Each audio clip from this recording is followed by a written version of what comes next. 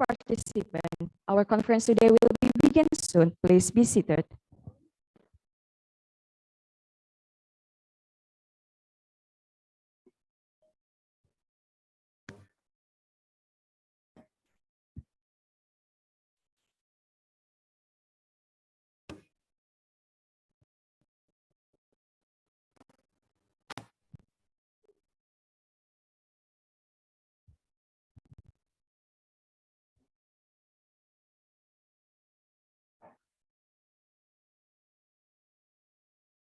Assalamualaikum warahmatullahi wabarakatuh. Shalom, Om Swastiastu, Namo Buddhaya. Good morning, ladies and gentlemen. Bachelor of Law, Master of Humanities, as Rector of Universitas 11 Maret. The Honorable Professor Dr. Insinyur Ahmad Yunus, Master of Science, as Vice Rector for Academic and Student Affairs of Universitas 11 Maret. The Honorable Representative of Bank Jateng. The Honorable, our keynote speaker, Specialist former Minister of East Timor, and also our distinguished speakers, Dr. Tonang Dwi Ardianto, PhD, from Medical Fernandez Bachelor of Law of Bristol University, Mrs. Dr. Suni Umul Firdaus, Bachelor of Law, Master of Law from Universitas 11 Maret. The Honorable, our distinguished Master of Law, PhD, and also our dearest participant today.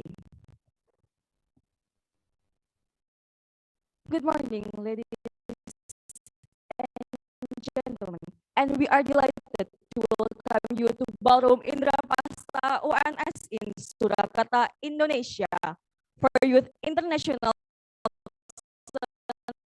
2022. Strengthening a comprehensive global health architecture to realize world collaboration in facing pandemic. This conference is held by Center of Democracy and Biro Kemahasiswaan Akademik Universitas 11 Maret. For all students of Universitas 11 Maret, you can pay college fee in Bank Jateng by OVO, Link, Dana, Shopee from your phone. First of all, let's say thank to our God because of His blessing we can gather together in this beautiful place. I am Ocha, your host for today's event. Ladies and gentlemen, please allow me to read our agenda for today. First, third, speech by our chairman of Youth International Conference for Global Health Committee. Fourth, opening remarks that will be the Law Master of Humanities. Fifth, opening remarks that will be delivered by Professor Dr. Insinyur Ahmad Yunus, Master of Science. Sixth, we will begin disclosing.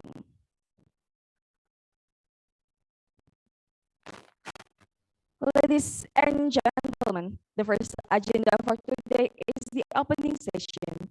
Let's open our conference today by praying that will be led by Farhan Fatkur Rahman.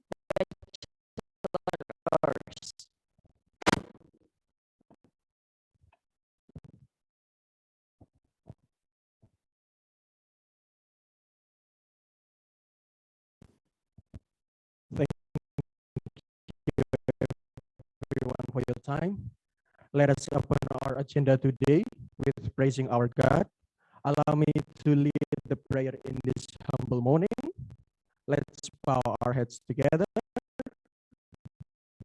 Arabic language. Please, everyone with different beliefs to conform to our prayers. Let us begin. Bismillahirrahmanirrahim. Al-yu'afini amahu wa yukafiru mazidah. Ya Rabbana lakal الحمد كما ينبغي لجلال وجهك الكريم وعظيم سلطانك. اللهم صل على سيدنا محمد وعلى آل سيدنا محمد. اللهم أرنا الحق حقا وارنا باطلا وارزقنا اجتنابه. رضيت بالله ربا وبالإسلام دينا وبمحمد نبيا ورسولا. ربي زدني علما وارزقني فهما. ربي اشرح لي صدري ويسر لي أمري واحلل عقدة. ربنا آتنا في الدنيا حسنة وفي الآخرة حسنة وقنا عذاب النار. وصلى الله على سيدنا محمد وعلى آله وصحبه وسلم. سبحانك ربك رب العزة عما يصفون والسلام على المرسلين. Amin. Thank you everyone for your attention. I hope we will have a great day today. I'll give this back to Miss Ocha. Miss Ocha, the time is yours. Assalamualaikum warahmatullahi wabarakatuh.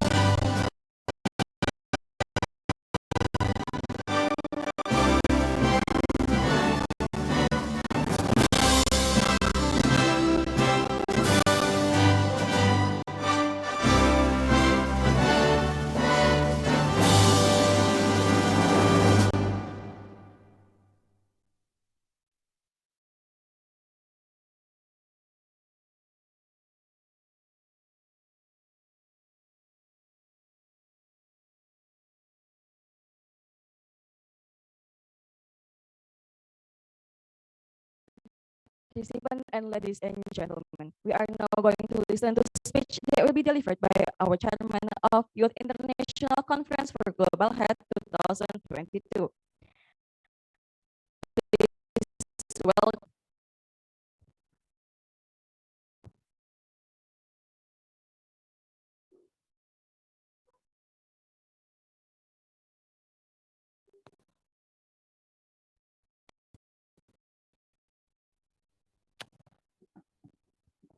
Bismillahirrahmanirrahim. Bismillahirrahmanirrahim.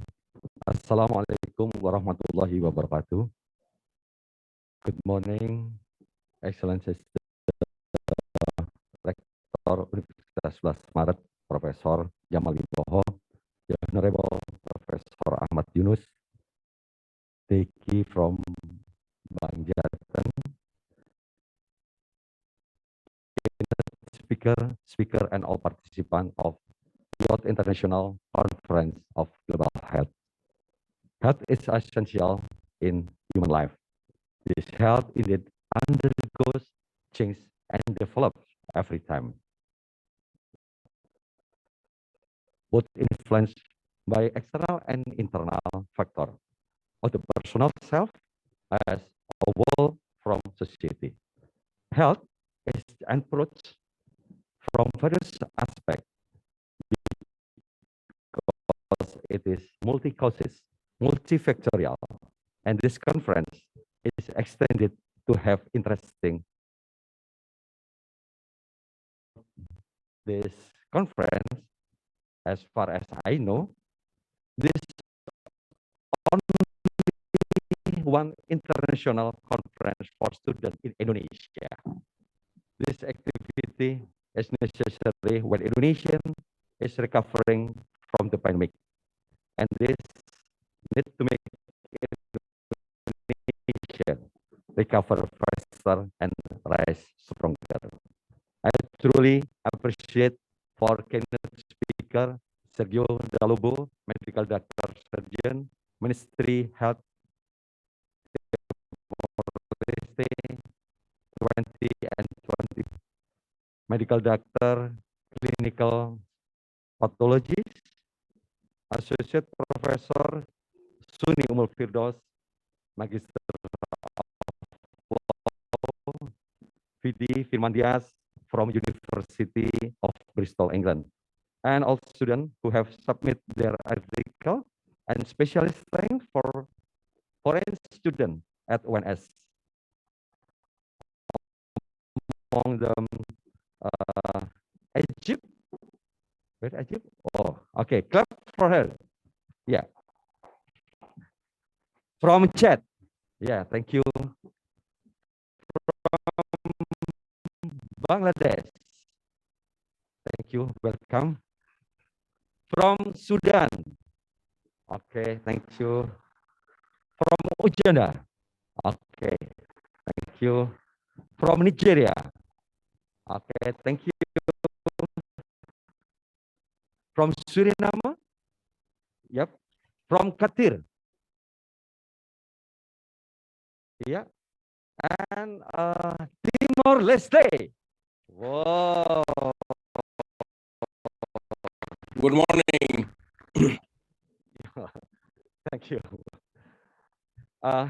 I would like to invite Rektor Universitas 11 Maret, Prof. Jamal Wibowo, to say a few words, and Honorable Professor Ahmad Yunus to open conference, please. Wish you all the best along this event.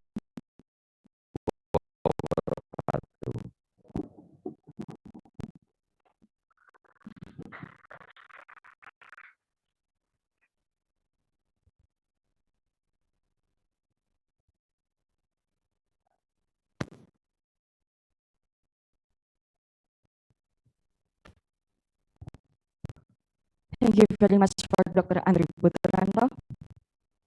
Ladies and gentlemen, the next agenda, we will hear the opening remarks from Dr. Jamal Wibowo, Bachelor of Law, Master of Humanities, that will greet us through online. For Professor Dr. Jamal Wibowo, Bachelor of Law, Master of Humanities, the time is yours.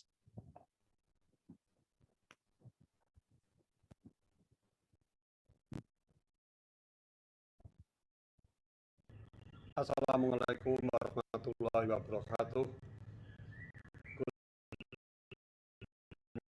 morning, honorable guests, ladies and gentlemen. At this precious moment, let us express our gratitude to the merciful, who has granted us with blessing and grace that we could gather today to attend the YICGH 222, organized by the Center of Democracy and National Resilience Studies as the part of the Institute of Research and Community Services of Universitas 11 Maret, Surakarta. Let me express my warmest greeting and welcome to our honorable keynote speaker, and participant, particularly those from abroad. This is the first year we are holding one of our major annual event. This event is an occasion for positive contribution, ideas, and knowledge sharing regarding strengthening a competitive global health architecture to realize with collaboration in facing a pandemic. We knew that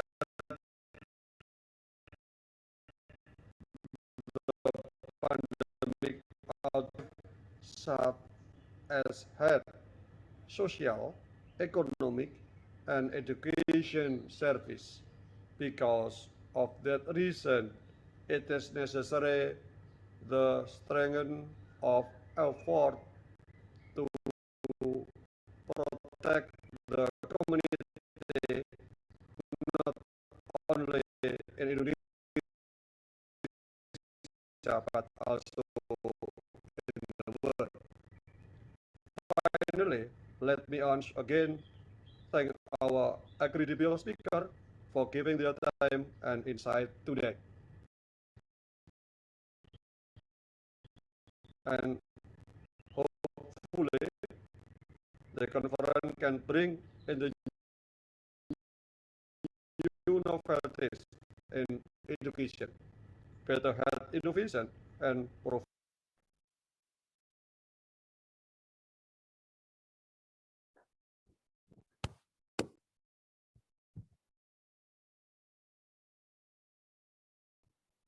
Thank you very much for Professor Dr. Jamal Wibowo, Bachelor of Law, Master of Humanities, for the opening remarks. The next First Universitas 11 Maret, please welcome Professor Dr. Insinyur Ahmad Yunus, Master of Science.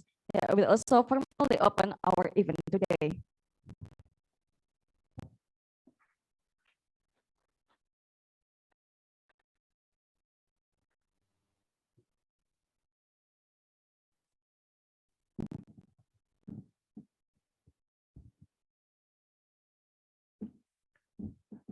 Bismillahirrahmanirrahim. Assalamualaikum warahmatullahi wabarakatuh. Good morning, ladies and gentlemen. The Honorable Rector Universitas 11 Maret, Professor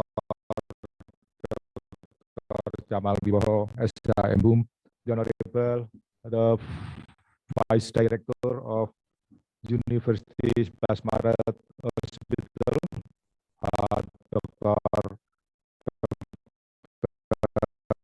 Tonang Adhianto, Clinical Pathology Specialist, the Honorable the Vice Director from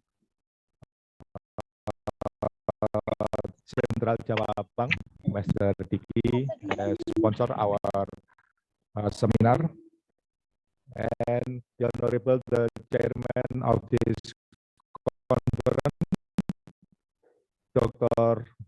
Andri Putranto, and the Director of the Center of Silent Study, Dr. Suni Umul,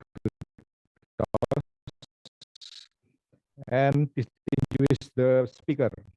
The first is Dr. Sergio Dialobo, the former Minister of Health from East Timor or Timor-Leste.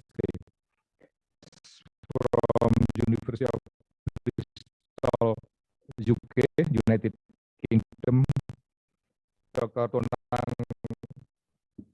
Ardianto from UNS, from Universitas Basmar. First of all, let's say thanks to Allah Subhanahu wa Ta'ala who have given us mercy and this blessing. So we can get here in this international conference for global health. It has given me pleasure to extend a very warm welcome to all of you participants in this conference. I would also like to express our gratitude to our esteemed comment and encourage participants for community. We hope this conference we can beginning to forecasting pandemic risks and detect infectious threat can be transformed by close interdisciplinary collaboration even in national level, regional, and global. And also we hope that all of the participants are experts in the global health, in the public health, and the disease science to make the ecosystem for us. The third is allow me to express my deep appreciation to all committee who consistent and make the valuable contribution to national development and also make an impact to empower people to improve our health, our public health, and our health system in Indonesia and in other countries. Finally, we are hope that this conference also going to create success and provide a greatest benefit for us, especially for global health. With the Bismillahirrahmanirrahim, I officially declare that the international conference strengthening a comprehensive global health architecture to realize world collaboration in facing pandemic is open. Thank you very much.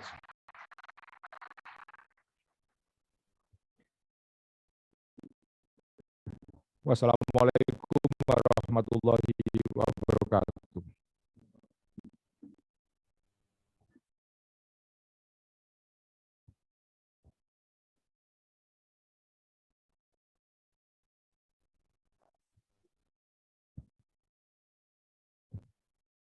Thank you very much for Professor Dr. Insinyur Ahmad Yunus, Master of Science. And please, for all participants, give applause to Professor Dr. Insinyur Ahmad Yunus.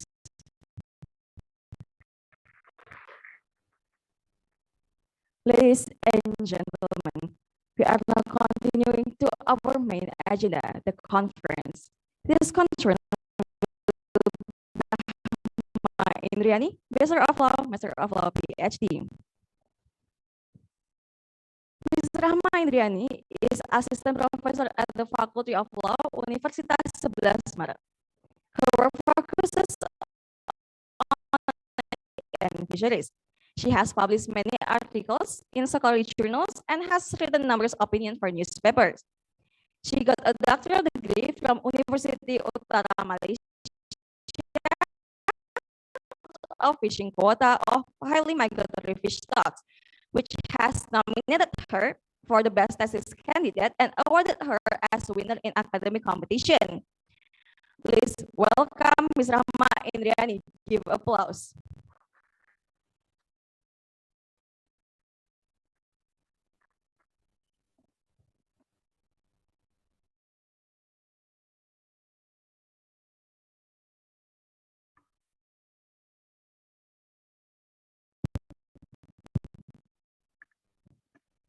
Assalamualaikum warahmatullahi wabarakatuh. A very good morning, the Honorable Professor Jamal Wiyoho, Professor Yunus, Dr. Andri as the chairman, speakers and respectful participants, to be responsible for hosting the panel discussion. This section will be consist of the keynote speech, the discussion from our panelists, and after that, we're going to straight forward for the question and answer section. To hear the keynote speech delivered by the keynote speaker, first of all, allow me to introduce our keynote speaker today, Costa Lobo. The committee, please help me to provide his curriculum vitae on the screen so the participant view the curriculum vitae as well.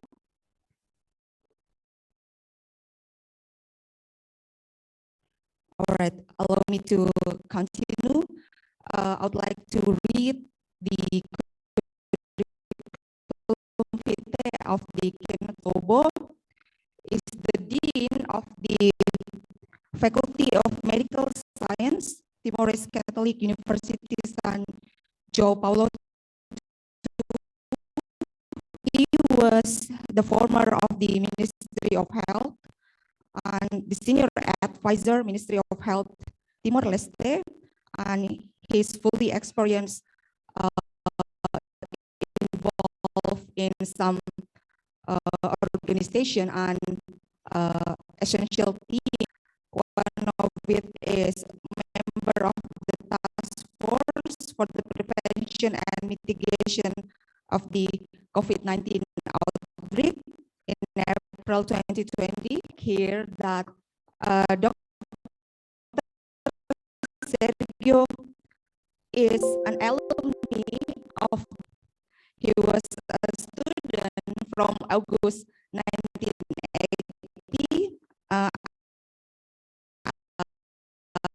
It is a great time for him to meet again the young generation of Universitas 11 Maret. All right, now I would like to invite Dr. Sergio Gamma speech with his presentation title of Strengthening a Comprehension Global Health Architecture, a Pandemic. Dr. Sergio, the time is yours.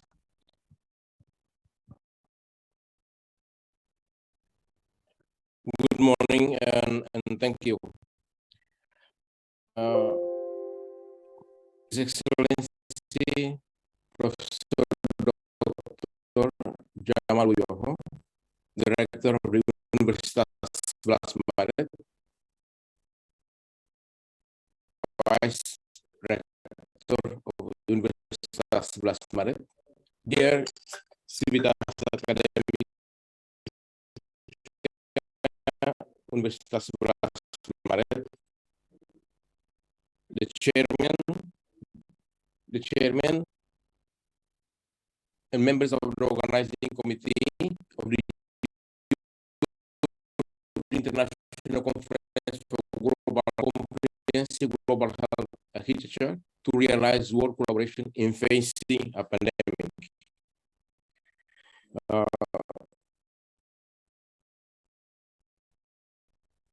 Honorable moderator, honorable chair, and my screen, I prepared a presentation here.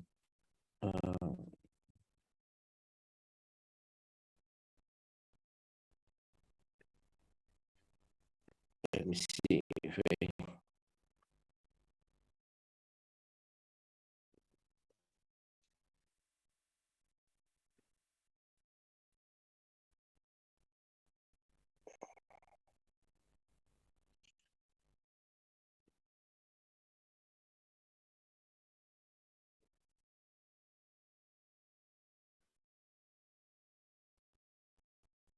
First of all, let us all thank mighty God for the grace of this gathering on this beautiful day. All of us are hopeful that everyone is in good health.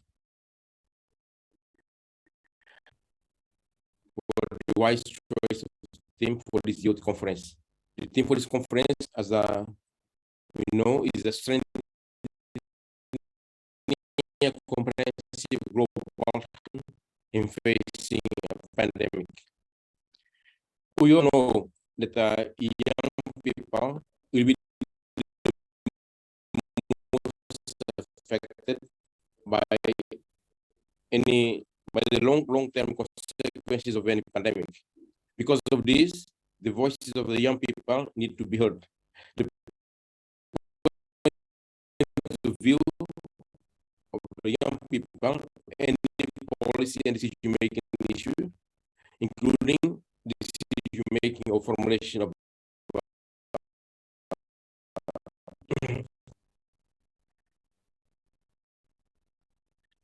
I can see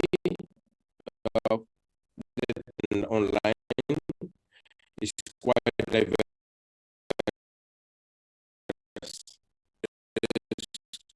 Countries in the world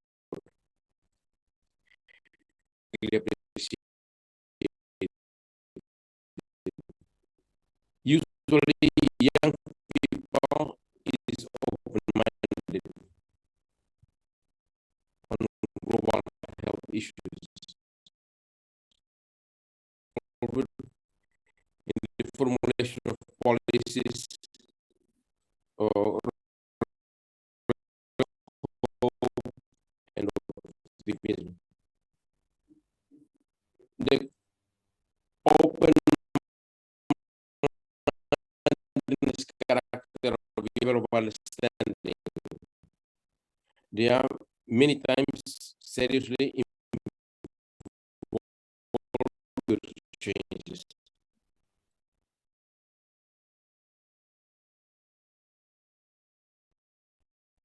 And goals set for global cooperation in health.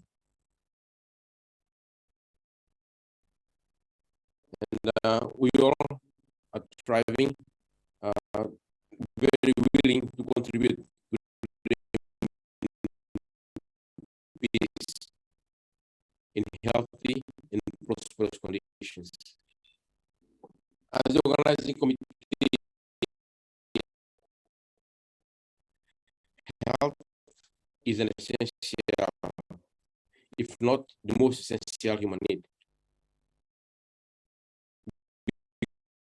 Because of this, ensure that all the citizens always get that right treatment or health recovery, but also including rehabilitation,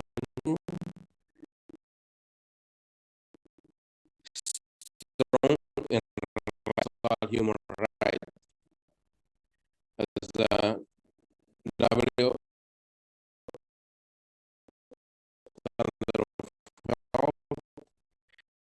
is one without distinction of race, religion, political belief, economic or social condition. There are human rights day pointed out that all countries must respect policies and health programs.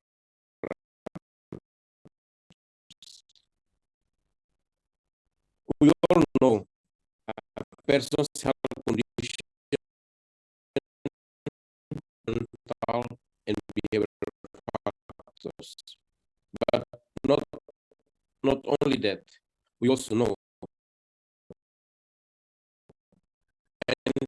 by social status, by geographical location.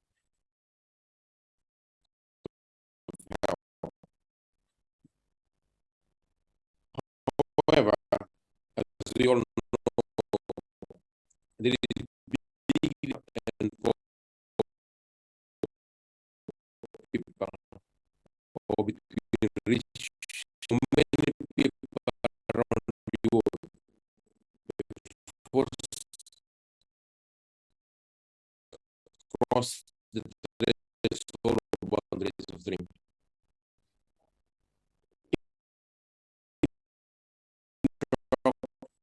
But an emergency,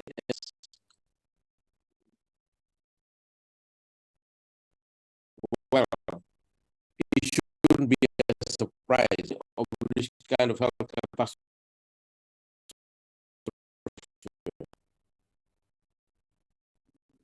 Sadly, the warnings were never taken. Although this time of writing, 6 million people, and with a good international cooperation, some of the effects have decreased over the last few months. When we review all what happened during this COVID-19, has all perfect on together. During the fight against this pandemic, in fact, such the real are capable of helping millions of people, and also the development and distribution of vaccines in record time.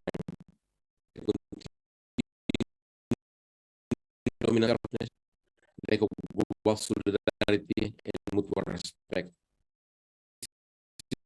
Distribution of resources and development opportunities continue to exist within and between countries or between nations. We know that COVID-19 is what we all face. As we only activated another round of the cycle that repeats itself. As with other health emergency states, it all countries to collaborate together to overcome a common enemy. However, it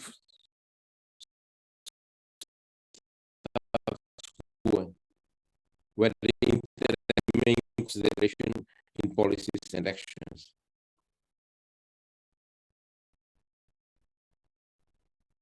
Unless we learn the lessons from this COVID-19 pandemic and try to turn things over and over again, so that we will never be ready to face future health emergencies. We can get from the experience of COVID-19 during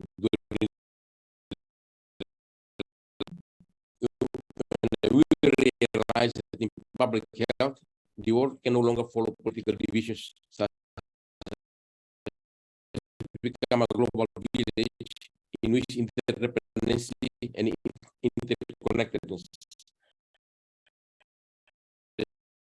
public health issue is non-negotiable. So we have to work together, not as individual countries, but as a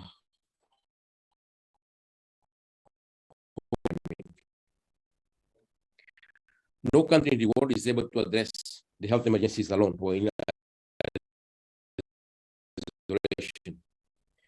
And again, many countries in the world are not able to address the burden of communicable and non-communicable diseases alone. We know that cancer are related to food, tobacco, alcohol, manufactured somewhere else. Even in the other parts of the world, we also have to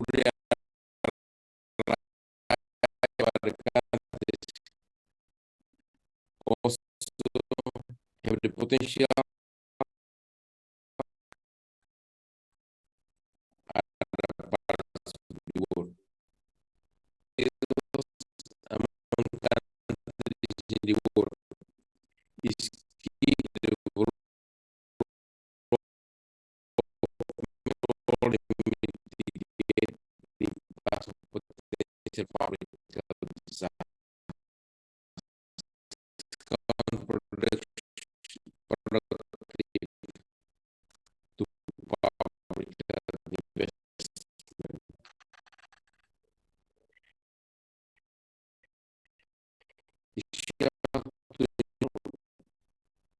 So we can level down imbalances and the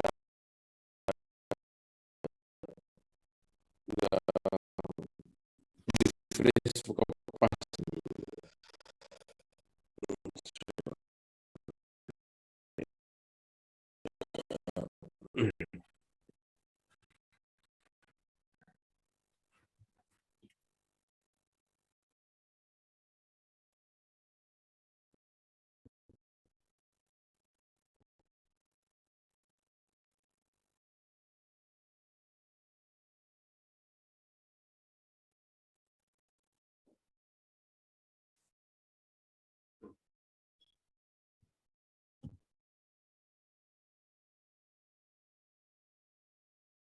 So it seems there is technical matter happening in Timor-Leste, maybe.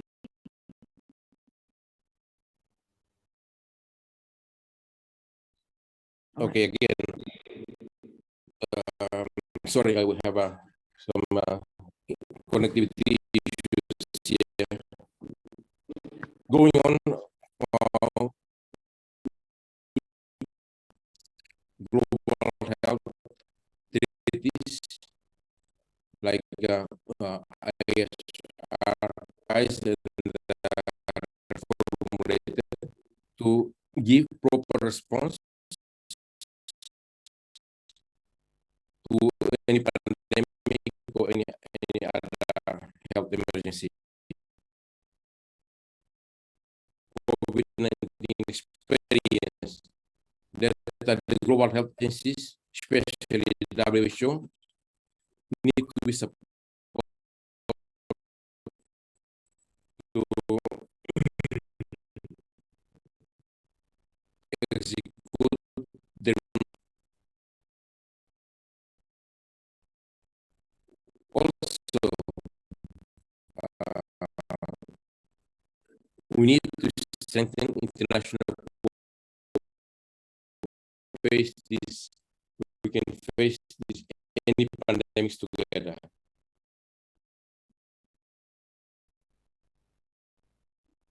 Recently, I think it was in June, the WHO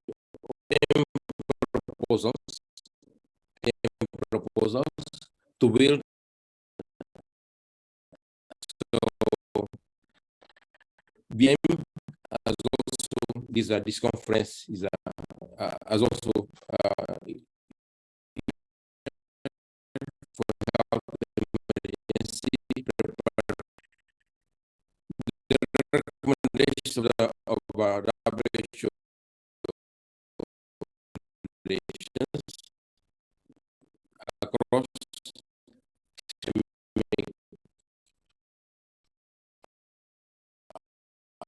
recommendations for the area of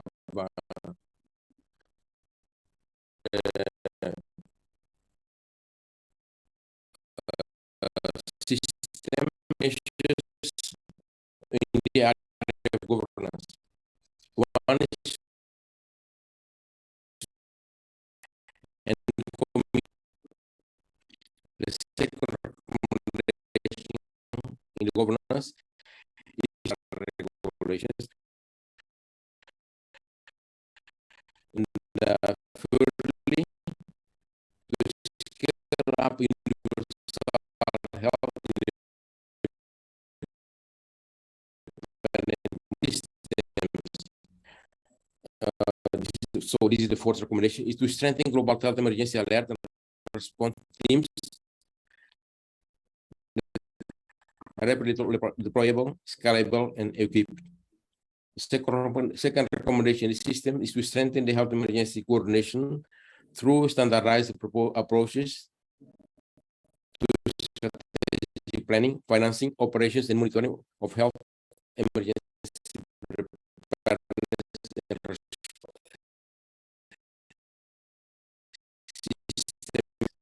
and strengthen networks for whole of community protection. Lastly, on the one recommendation to establish a coordination existing and new. The second recommendation fund for pandemic preparedness and response. The third recommendation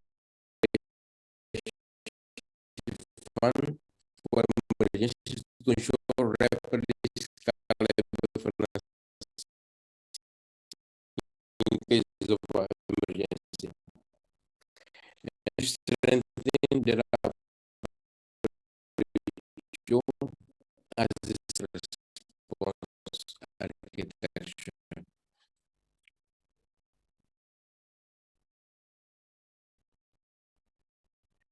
We all know that we need political commitment or commitment will. But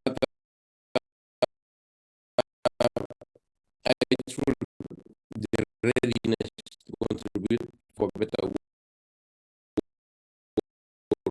is demonstrating by attending this conference will help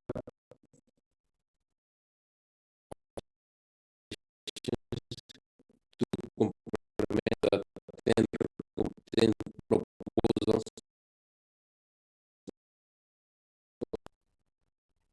and we know that they need to be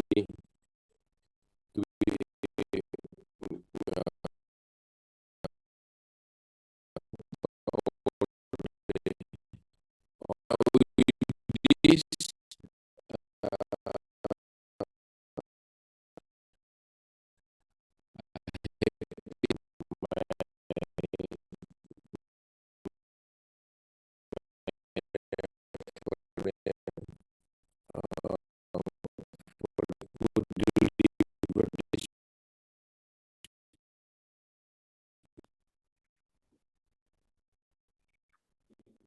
Uh,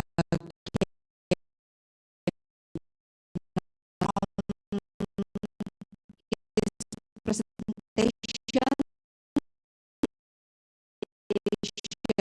for we're ready to be more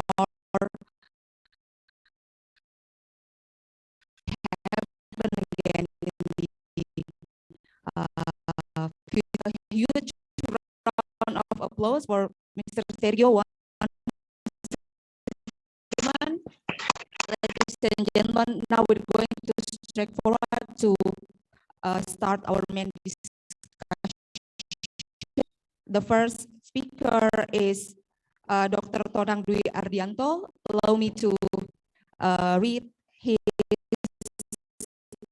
short biography before. Dr. Tonang is an alumni of Faculty of Medicine, Universitas 11 Maret in 1999. He holds a PhD from Tottori University, Japan in 2006, and he also fully experienced with international cooperation with Singapore, Australia, Thailand, France, Italy, Swiss, and Vietnam, and many other countries. And he had been granted by award from Ahmad Bakri Award for medical field this year. Congratulations, Dr. Tonang. And He worked as a lecturer at the Faculty of Medicine, Universitas 11 Maret, and he actively involved in some organization, and he also a consultant for Prodia and Palang Merah Indonesia brand Surakarta. So he will present COVID-19 learning from the past for possible next pandemic. I would like to invite Dr. Tonang to deliver his presentation in the podium. Please welcome Dr. Tonang.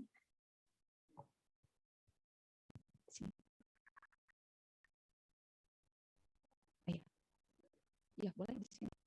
Ya.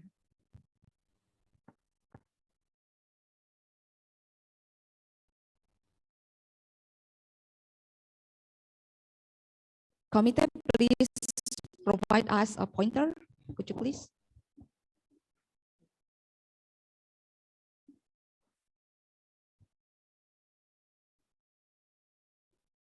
Thank you for Miss. I'm really sorry, I forgot your name. Purahma, thank you. For all of the audience, please allow me to greet you. Assalamualaikum warahmatullahi wabarakatuh. I hope God always bless us all. Okay. Can I have a pointer here so I can operate by myself? Okay. They will help to operate the presentation. Would you please allow me to operate by myself? Okay. Is it okay? Yes, okay. Okay, so supply me with the pointer. Ladies and gentlemen, this is a great honor for me to be invited by the committee and to present this topic on this very, very good conference, international conference for global health, with the topics of very, very altruisms that is strengthening a comprehensive global health architecture to realize what collaborations is facing a pandemic. Since I don't have yet a kind of pointer, okay, would you please slide on? Okay, I'm sorry, I can point my topic on the slide, but that's okay. This is the, would you please, the previous slide, please. Please, the previous slide, please. Previous slide, please. Okay, this is the title. The title should be on this, learning from the past for possible next pandemic. This is my topic. As we all know, until today, it's around 2 years that we are facing the COVID-19 pandemic. I think we all facing this pandemic. Should there be anybody here who will say that, no, I don't care about the pandemic? I don't think so. Everybody should and would and have to be careful in what the news of COVID today. Anybody here should rise that we still have a case of COVID even until this morning. Even until this morning. That's a bad news. But also it's a good news if we can see from another point of view. Okay. Another next slide, please. Okay. This is the newest, the current state of the COVID-19 case. We just reached, I can read the red line, but at least I can see that in Indonesia, we have 6.5 billion people being positive for COVID-19. And among of them, more than 15,000 were passed away. Of course, this is a bad news, and we are all sad about this. But at least what you can see here, that actually, do we really didn't have any pointer to this point my slide? No? Oh, well, okay then. Okay. Okay, let me just explain by my hand from here. What I can see is just, please, we were facing very high case of COVID-19 just a year ago. In the middle of 2021, we do have this kind of tragedy with very high case of COVID-19 and a very high number of deaths. What we were then very thankful that by having the vaccinations program being started on January 2021, then, oh, finally, thank you. Okay, thank you. Okay, so please, can you operate from here? Can I? I don't know.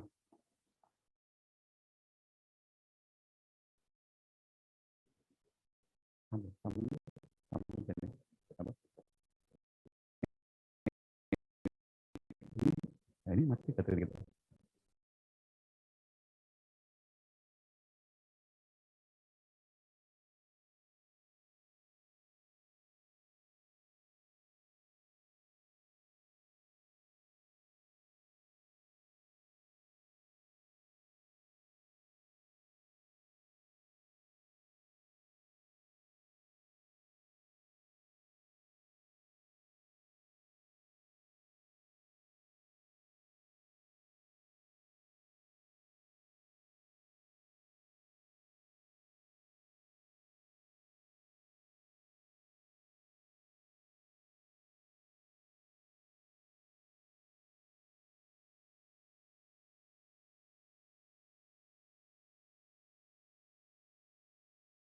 In the middle of 2022, again, we still have a case of COVID-19, Indonesia and globally.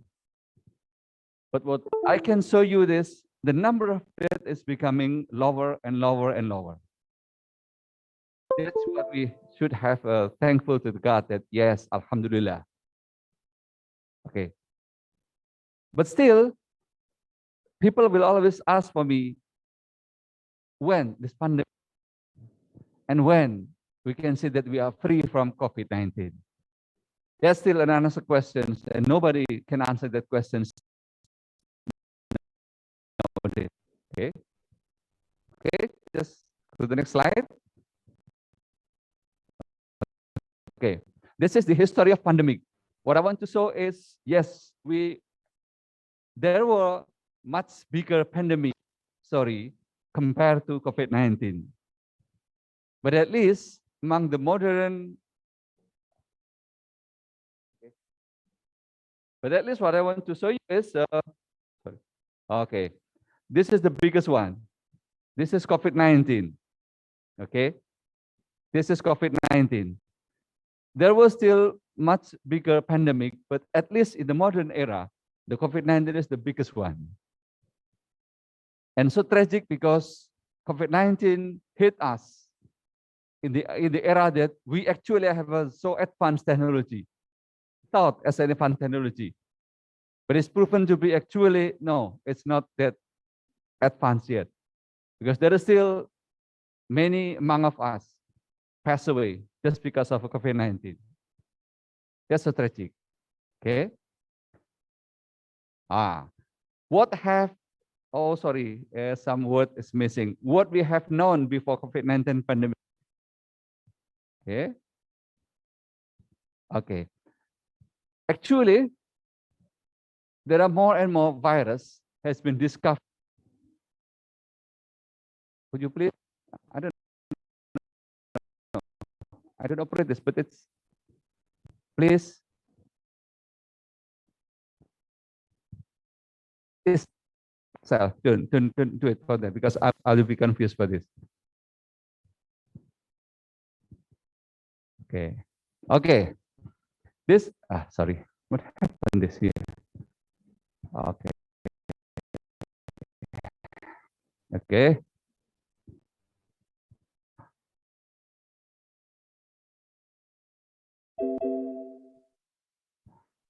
Okay.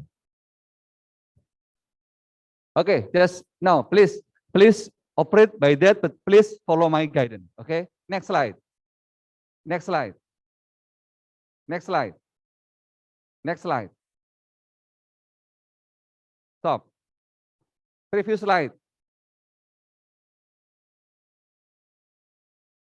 Stop. Okay. This is the number of viruses that we have just discovered during the last 100 years. But of course, you don't know this virus. because most of them did not get populism just like COVID-19. So what I want to say is actually having a new virus discovered is not something very special actually, because many viruses has been discovered during the last 100 years. The difference is that most of them did not become popular, not as popular as COVID-19. That's just the difference. So what I want to say is, please do not think that COVID-19 is a very special one. Actually, no. The virus is a special one. Just the effect that we are not yet prepared to be ready, that's the problem, so that we can have this pandemic hit us very bad during the last 2 years. Okay, next slide. Okay, something that we, I don't know how to say. The EID means emerging infectious disease, meaning that the new infectious disease that we do not have yet before. We do not have the story of the new virus. That's the EID. The EID usually discovered among the high-income countries. The new virus that becoming the emerging infectious disease usually discovered in the high-income countries. Okay, because they have a technology, because they have time, they have luxury, they have the science. But we are not sure why. Is the next slide. The next slide. Next slide. The next slide is what happened is actually, okay, the new virus discovered in the high-income countries, but the effect of this new virus becoming the new disease being very hard, almost in the low and middle income countries. That's the discrepancy. That's the burden that the people in the low and middle income countries have to face. Even actually this new virus has been discovered in high income countries. I'm sorry to say that maybe almost of audience here comes from these low and middle income countries. Indonesia, to some point, has been declared as a high income countries, but I think the reality should be said that yes, we're still in the low middle income countries. Okay, next slide.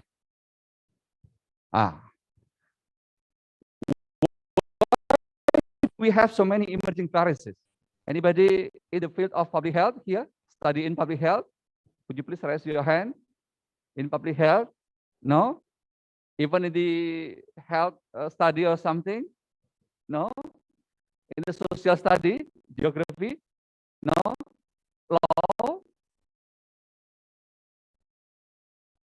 Of course, discussions has been growing in the last decade. Some expert raise the opinions that, why do we have so many emergencies? Because of climate and ecological changes. Climate and ecological changes. I'm sorry, maybe this picture is disturbing you, but this is the reality. I'm really sorry, mostly for the woman. It's not something to solicit you, no. It's just for expressing the opinion. This is the 18th century. This is the 19th century. This is, I don't know how to say. This is the last of the 19 and 90. Maybe now, I'm sorry to say, maybe less and less and less. And some people say that, yes, this ecological changes, climate changes, and combined with the human behavior changes is a very big factors that finally make us have so many emerging viruses in the last 100 years.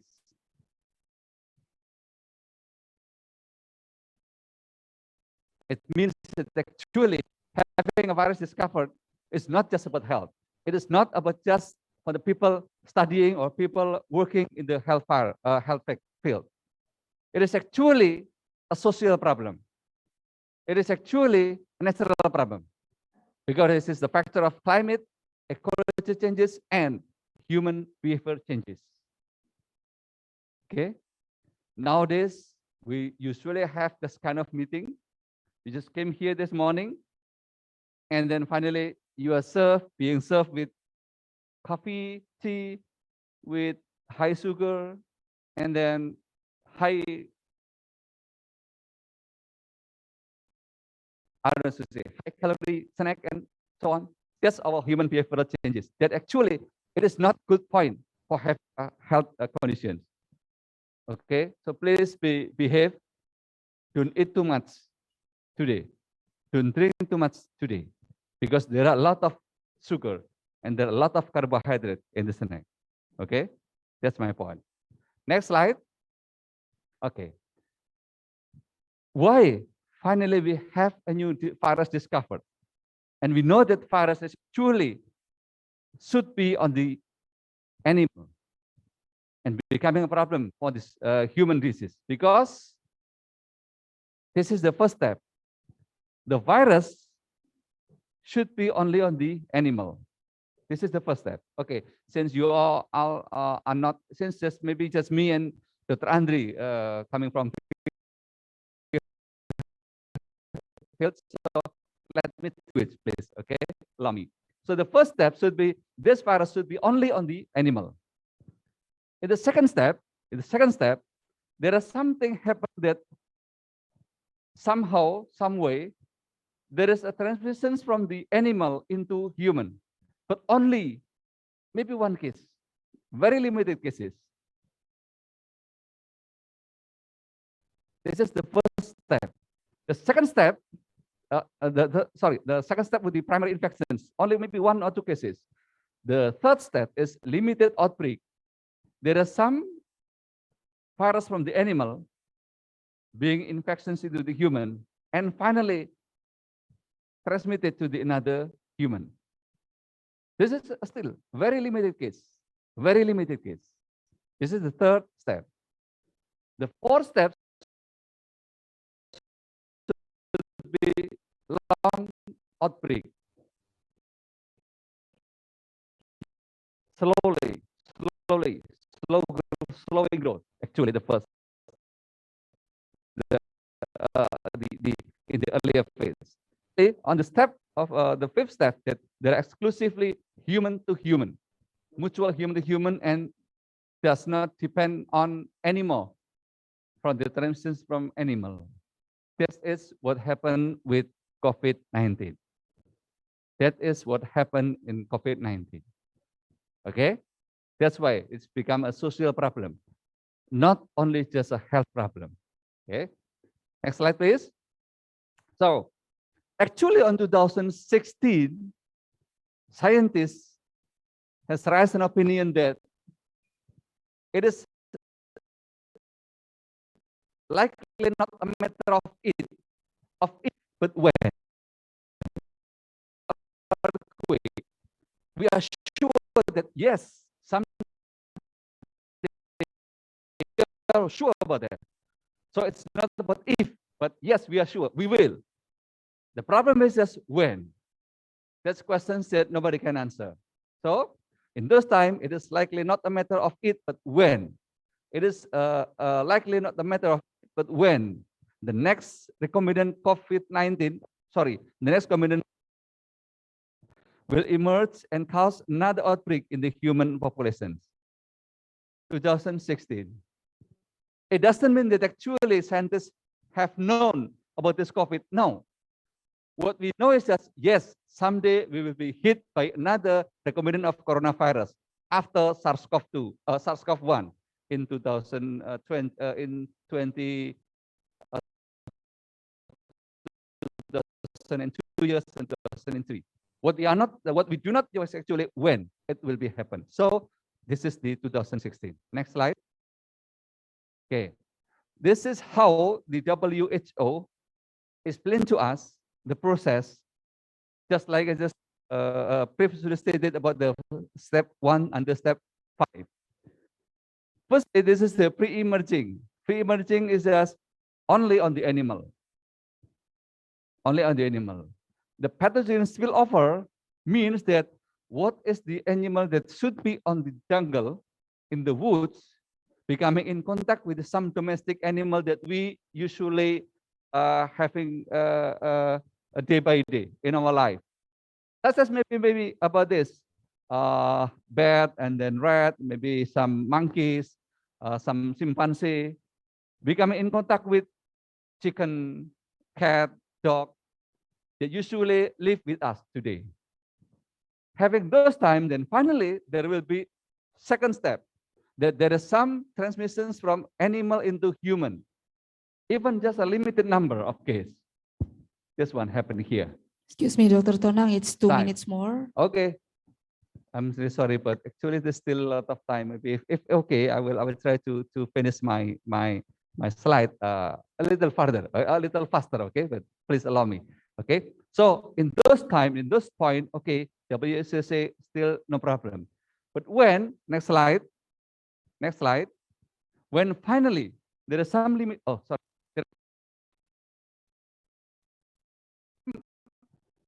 Early detections of human infections by zoonosis, a virus that should be only on animal, then it is time that we should, international health regulation state, please, we have to detain, we have to contain, and maybe we have to lock down.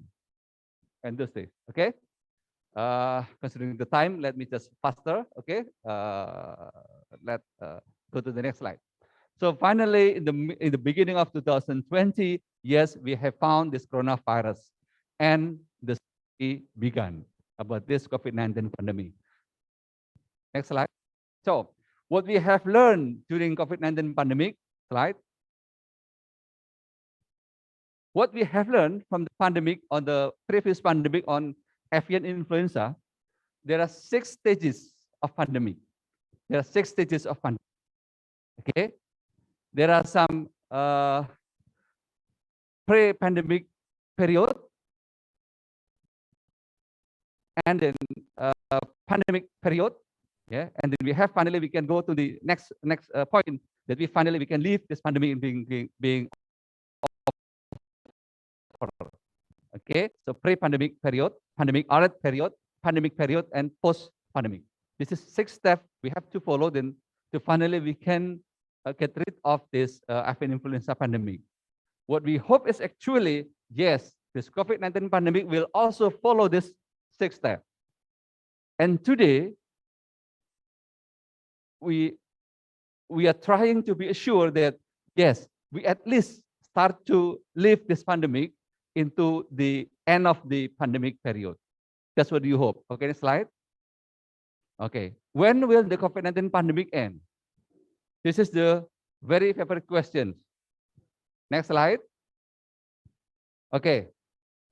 What I want to explain to you, please, and please do not make it this bothering your passion. Okay. Previously, maybe we have a COVID-19, not have COVID. In the end of 2019 in Wuhan, we starting to have this COVID-19 outbreak.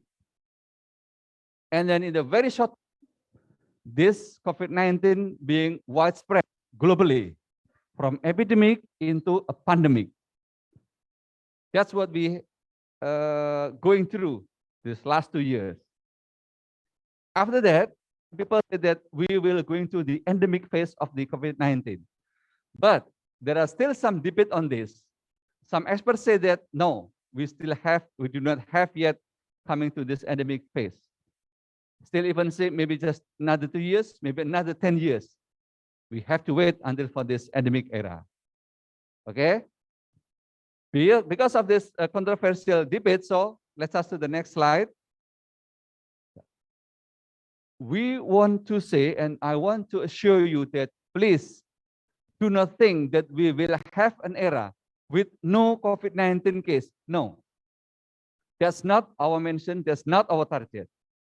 Our target should be that, yes, there will be still some case of COVID-19, but in a very, very low case.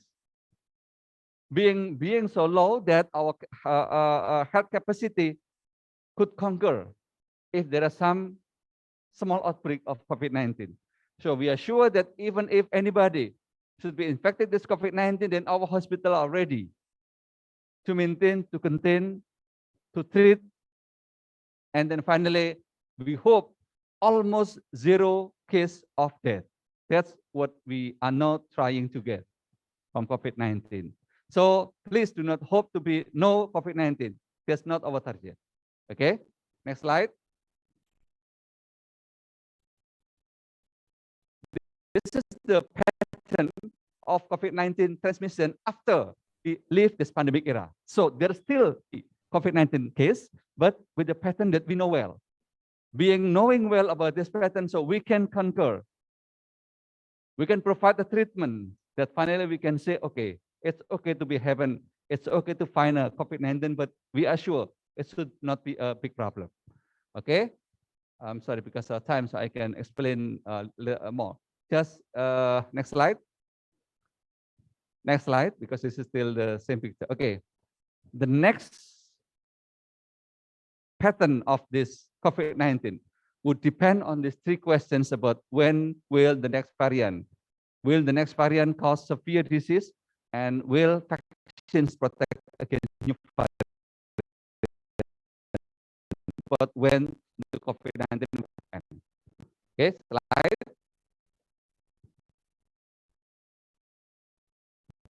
Just let me skip this because it's a little bit, okay. The model states that the next variant of COVID-19 is predicted and estimated to rise from this country. The number represents the higher the number, then the higher the risk that the new variant of COVID-19 would be discovered on this area. I'm really sorry, maybe some of you, this is some of you becoming your country. It doesn't mean, it's nothing personal, but this is a scientific report. Yeah, scientific report, okay? So we do not hope that it will be the case, but at least we have to be careful for this scientific report, okay? Next slide. So in the last August, in the end of this August, WHO held a very special meeting just to discuss about preparing for the next pandemic with the name as disease X disease. Because we do not know yet what the disease, but at least we will say that this is the next pandemic because of this disease X. There are some candidate, some surrogate of virus that might potentially to become a pandemic. This is respiratory pathogen, viral hemorrhagic fevers, arbovirus, and then orthopnovirus and other zoonosis. That's a candidate of becoming an actor for the next pandemic. We do not hope, yeah, of course, but at least we have to be prepared for this. Okay, next slide. So, but at least we say that, okay, thank you, that at least we have some new technology becoming more prepared and becoming more advanced to at least become prepared for this possible next pandemic. I will not explain this in detail, of course, because this is for health field. Okay, but at least to show you that yes, we are more ready, we are more prepared than before COVID-19 pandemic. Okay, next slide. What we should prepare for the next possible pandemic? Next slide. Okay, there are at least five models of how a post-pandemic normal. So when we say new normal, then becoming there are at least 5 new normal after COVID-19 pandemic. Okay, I will not explain this one by one. It's too long. Okay, next slide. So there are some very important notes about how we prepare, about how we face and going through this COVID-19 pandemic. The first, pandemic preparedness is generally insufficient. There is no countries that are ready to face COVID-19 pandemic. No, of course, including Indonesia. Yes, we were not ready for this. Second is, when we shift the resources in facing the COVID-19 pandemic, it is proven that there should be long-term budgetary costs, very high cost for this pandemic. The third is, trust requires transparency in facing COVID-19 pandemic. That's the key. And that's social key. That's not health key, but that's social key. Trust requires transparency, more importantly, by engaging stakeholders and public in risk-related decision-making. That's the most important the most important point we have to learn during this COVID-19 pandemic. And of course, this is a very good point that you, the young generation, should learn from this pandemic. Because next days, you will be the opinion leader. You will be the key persons in deciding strategy, in deciding how we should move and how we should face the possible next pandemic. Slide. I will skip this. Okay. There are 4 actually points in this slide, but I want to show you just the last point. The greatest challenge to preparedness for the next pandemic is a political issue, not health issue, not economical issue, but political issue. Next. This is the last 2 slide. Okay. So there are also some discussion about this, but at least I want to show you just the last point. Important is trust, leadership, and this is the really good point. Important, the most important is trust, then leadership, then counteracting disinformation and misinformation. That's what's happening in Indonesia and globally during this pandemic. Okay, we are shortage of trust. We are, how to say, we do not have good leadership during the pandemic. And yes, instead of pandemic, we also being hit by infodemic. There are a lot of hoax, a lot of false viral news, viral, I should say, yeah, so rumor, yes. That's so. We have to contracting disinformation and information. That's the key. Okay. Next slide. This is maybe the last slide, I thought. Okay. Our last March, our Ministry of Finance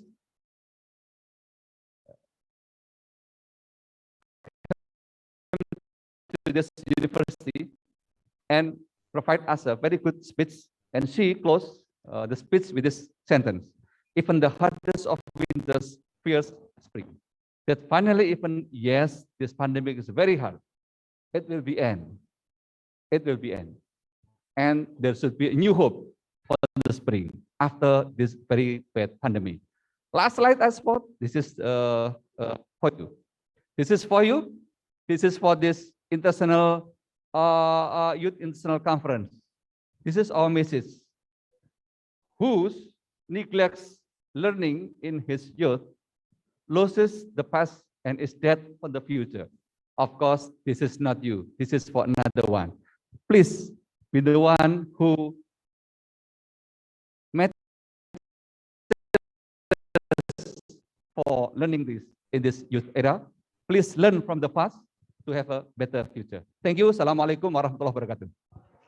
Waalaikumsalam warahmatullahi wabarakatuh.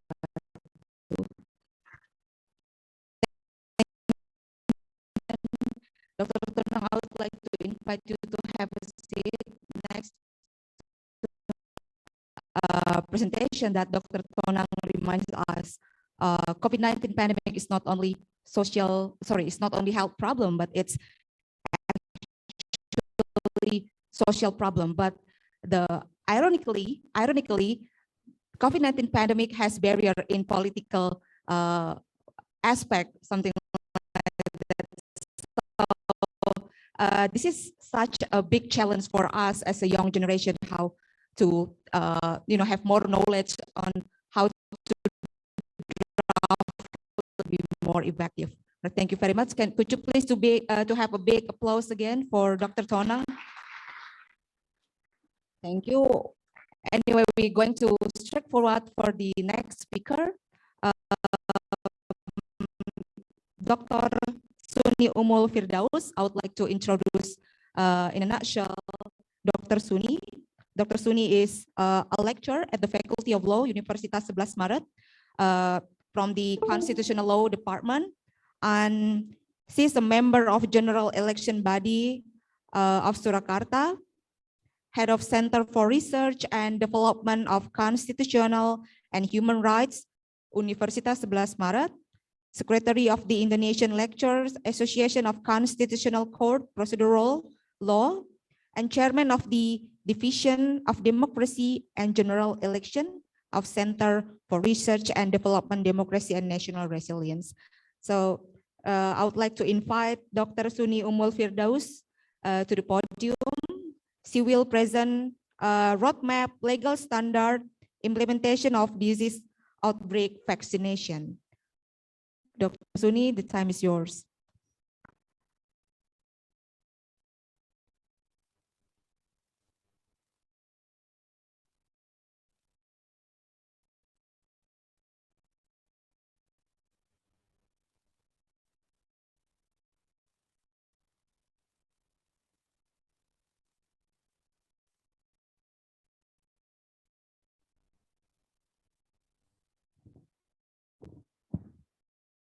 Thank you, Ms. Rahma. I will explain my paper with two languages. Firstly, with English language, I think, and secondly, with Indonesian language. Because I see a lot some people from foreign country. Terima kasih Ms. Rahma atas waktu yang diberikan kepada saya, dan pada kesempatan ini saya akan menyampaikan paper saya saya mencoba untuk membacakan dua bahasa. Yang pertama nanti menggunakan bahasa Indonesia, atau yang bahasa Inggris dulu baru bahasa Indonesia. Begitu, sehingga nanti peserta yang dari internasional juga akan mungkin berbicara dengan bahasa Indonesia karena stay in Indonesia. Okay, ladies and gentlemen, I will explain about roadmap legal standard implementation of disease outbreak vaccination. Ladies and gentlemen, the current implementation of COVID-19 vaccination in Indonesia as an effort to overcome and handle COVID-19 in Indonesia. This is an important thing considering the development of number of cases of COVID-19 in Indonesia tend to fluctuate and develop. The existence of progress in COVID-19 case in various areas which are experiencing developments that encourage the implementation of new normal order and the elimination of tightening or regional regulation that encourage Indonesia to participate in anticipating the prevention and handling of COVID-19. Of course, the new normal order must also be accompanied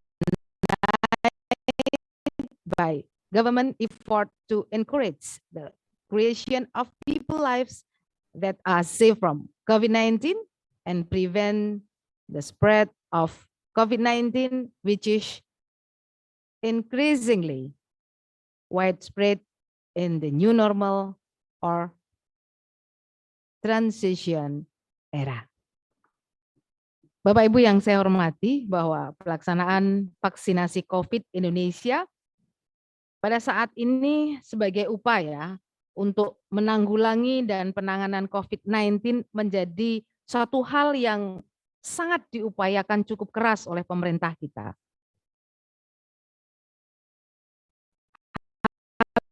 Ini tentu saja menjadi suatu hal yang penting mengingat perkembangan angka kasus kejadian COVID-19 di Indonesia memang cenderung fluktuatif dan berkembang. Mungkin puncaknya pada awal Januari tahun 2022 dan saat ini orang mengatakan 90% ini sudah mengalami penurunan. Keberadaan kemajuan kasus COVID-19 di berbagai negara yang saat ini mengalami perkembangan kemajuan yang mendorong adanya penerapan tatanan normal baru dan peniadaan pengetatan atau karantina di wilayah mereka mendorong Indonesia untuk terus mempercepat adanya penanggulangan dan penanganan pada virus COVID-19. Nah, tatanan normal baru tersebut tentu harus diiringi dengan adanya upaya pemerintah guna mendorong penciptaan kehidupan masyarakat yang aman dari COVID-19 dan mencegah adanya penyebaran COVID-19 yang semakin luas di era normal baru atau pada masa transisi. Ladies and gentlemen, the vaccination process that has been carried out in Indonesia as of September 15, 2022 has reached 87.03% for vaccine dose 1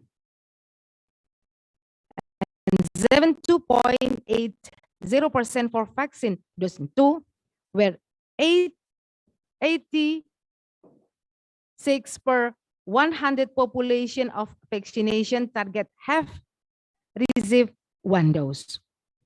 Or the total target of vaccination is up to the final stage is as many as 234.666020.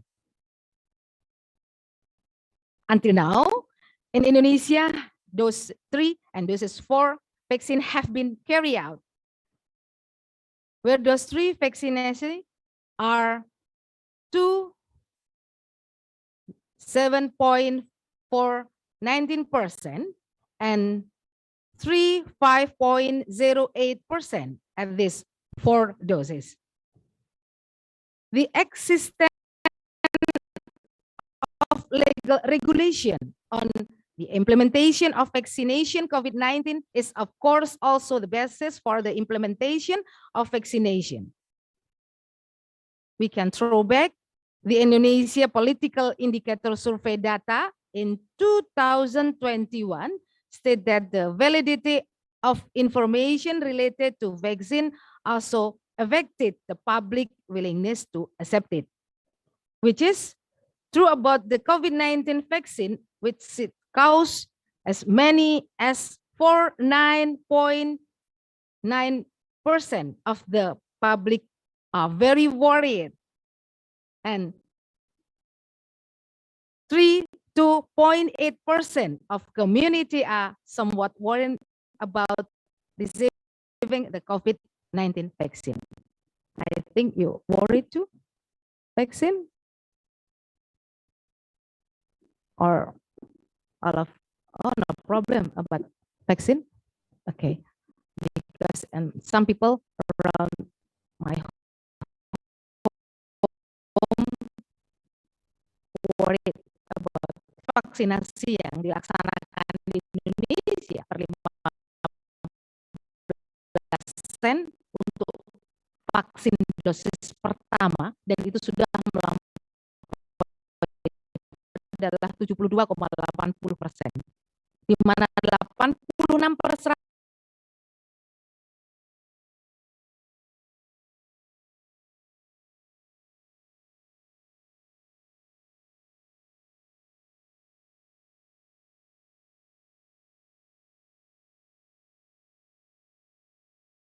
dosis pertama atau dapat sempat ini digunakan untuk sementara ini kalau nggak salah untuk tenaga medis. Begitu saya minta dosis 4 waktu itu tidak diperbolehkan.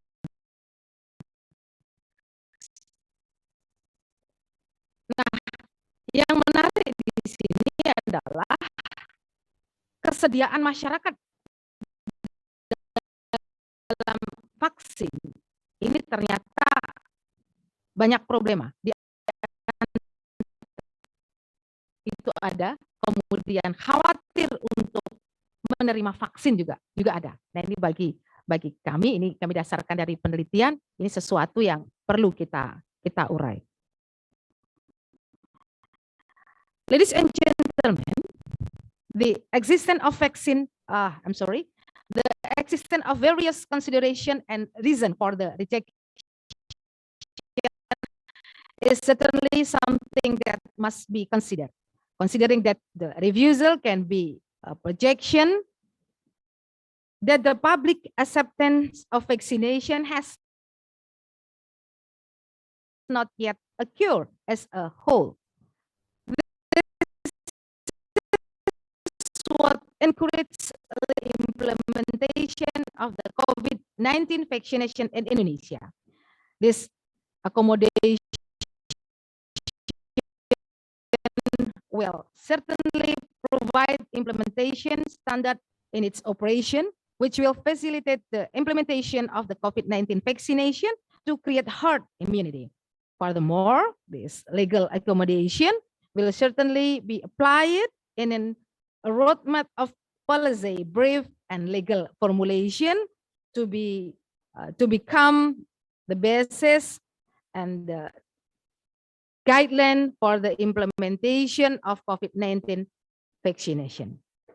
And I have a 5 problem about vaccination COVID-19. Firstly, about problem legal protection for vaccine development research. Secondly, problem about community rejection of vaccine. Problem 3, COVID-19 vaccine management and distribution. And problem 4 about a guarantee vaccine quality. And the last about targeting vaccine COVID-19. Okay, I will explain 5 problem about vaccination COVID-19.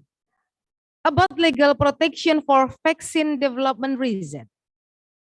In Indonesia, the laws and regulation governing vaccine research can be found in the list 10 regulation, ranging for laws, presidential regulation, regulation of the Minister of Health, to decrees of the Minister of Health.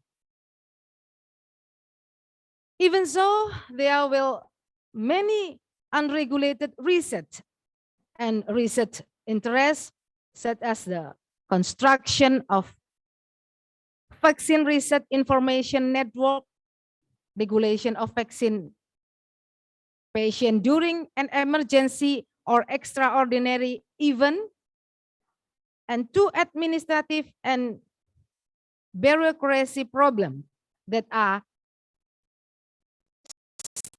still convoluted and the space for women.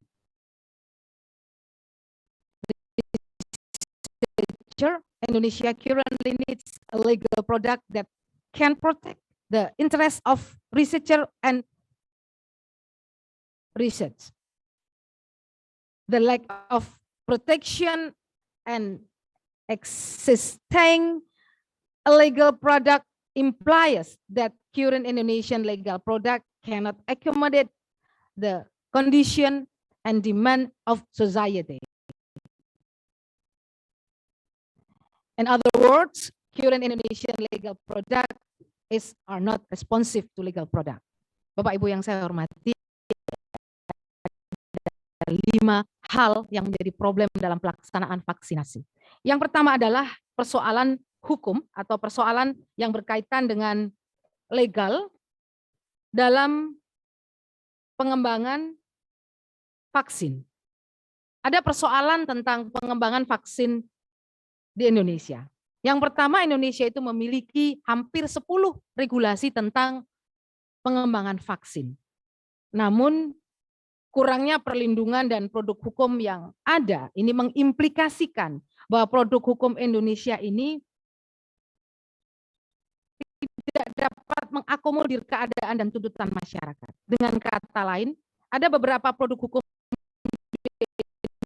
Indonesia yang mengatur tentang vaksin ini bisa dikatakan menjadi sebuah produk hukum yang tidak responsif. Kita pernah mendengar vaksin merah putih. Nah, sampai sejauh mana sebenarnya penyelenggaraan vaksin merah putih ini? Apakah penyelenggaraan vaksin merah putih ini sudah diatur sedemikian rupa dalam regulasi kita? Kemudian yang kedua terkait dengan penolakan vaksin oleh masyarakat. Yang ketiga adalah berkaitan dengan pengelolaan dan nanti bisa kita diskusikan di situ. Kemudian tentang jaminan atas kualitas vaksin. Apakah kualitas vaksin yang kita terima ini secara kualitasnya sudah terjamin? Kita dulu pernah mendengar ada vaksin yang ternyata isinya cuma air. Tapi dulu ini bukan persoalan COVID-19 dulu. Kemudian tentang target penyelenggaraan vaksin. Jadi saya kira itu 5 hal yang nanti bisa kita diskusikan terkait dengan problem pelaksanaan vaksin, dan itu sudah kita susun dalam sebuah roadmap, dan roadmap ini sudah kita sampaikan ke BRIN, Badan Riset Inovasi Nasional, dalam bentuk policy brief. Yang kemudian kita hakikan menjadi hak atas kekayaan intelektual sebagai hak cipta, yang nanti bisa kita diskusikan bersama. Thank you for your participation, dan terima kasih sekali atas perhatian dan kebersamaan kita pada pagi hari ini. Thank you so much.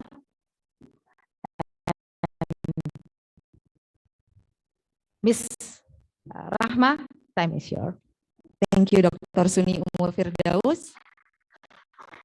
I would like to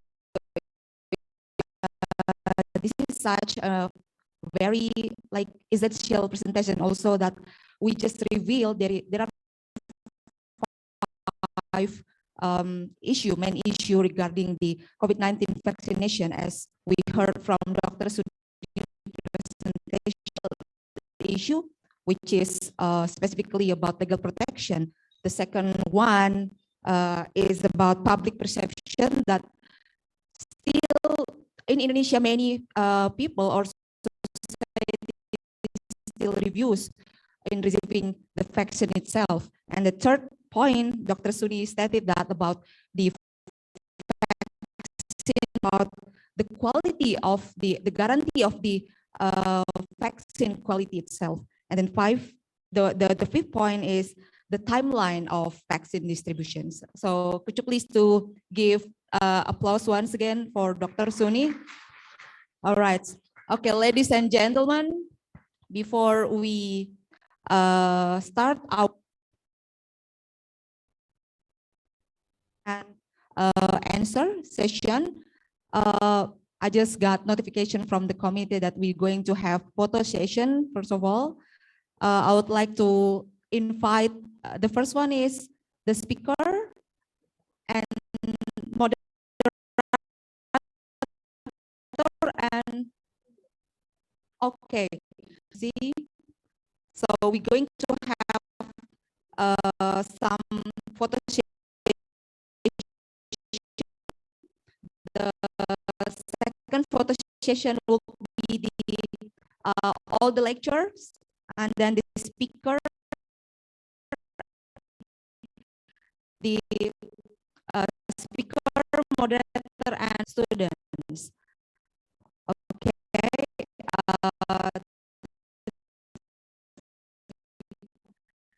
The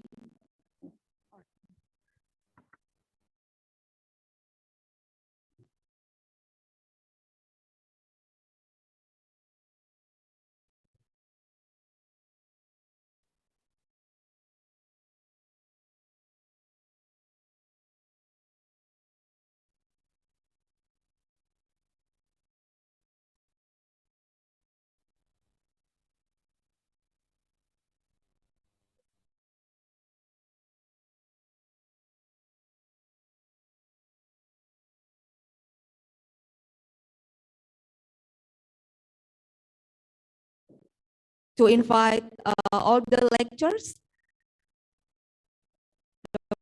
Dr. Andri, monggo join us Dr. Gayatri, Dr. Rahayu,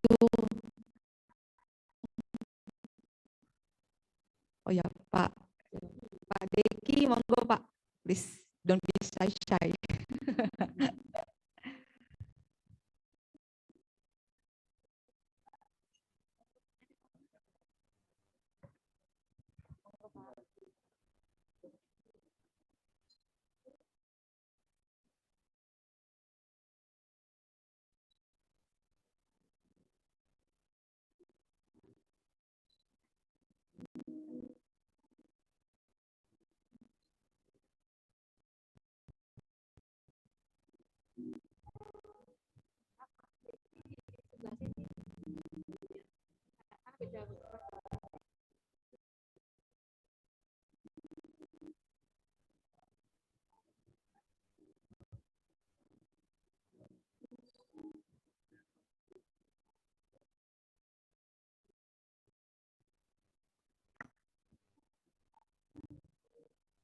I would like to invite some representation from international students. The committee, please help me.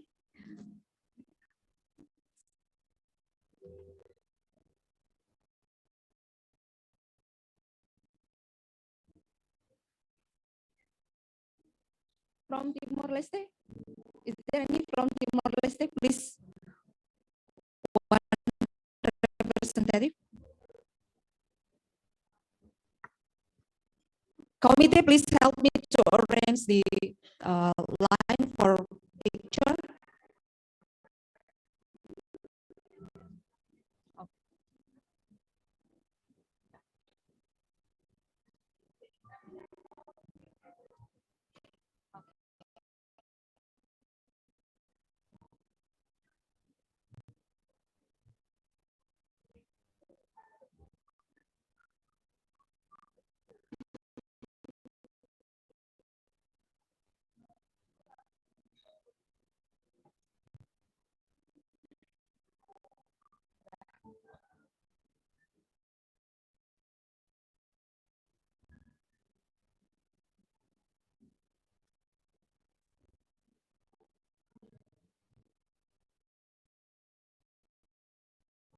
Masuk.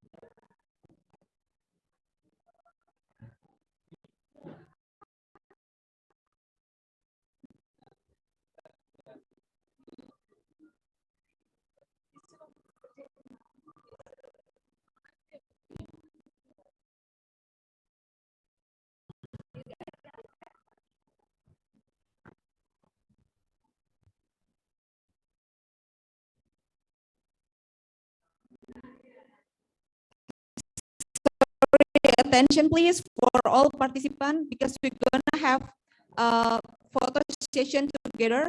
Could you please stand up from your seat?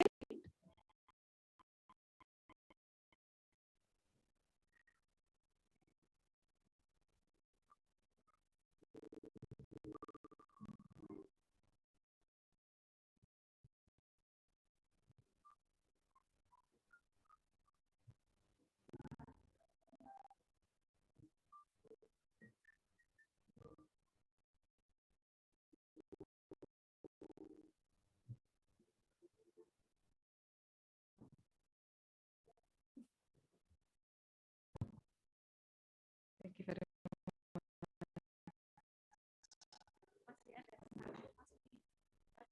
Nggak bisa. Oh ya.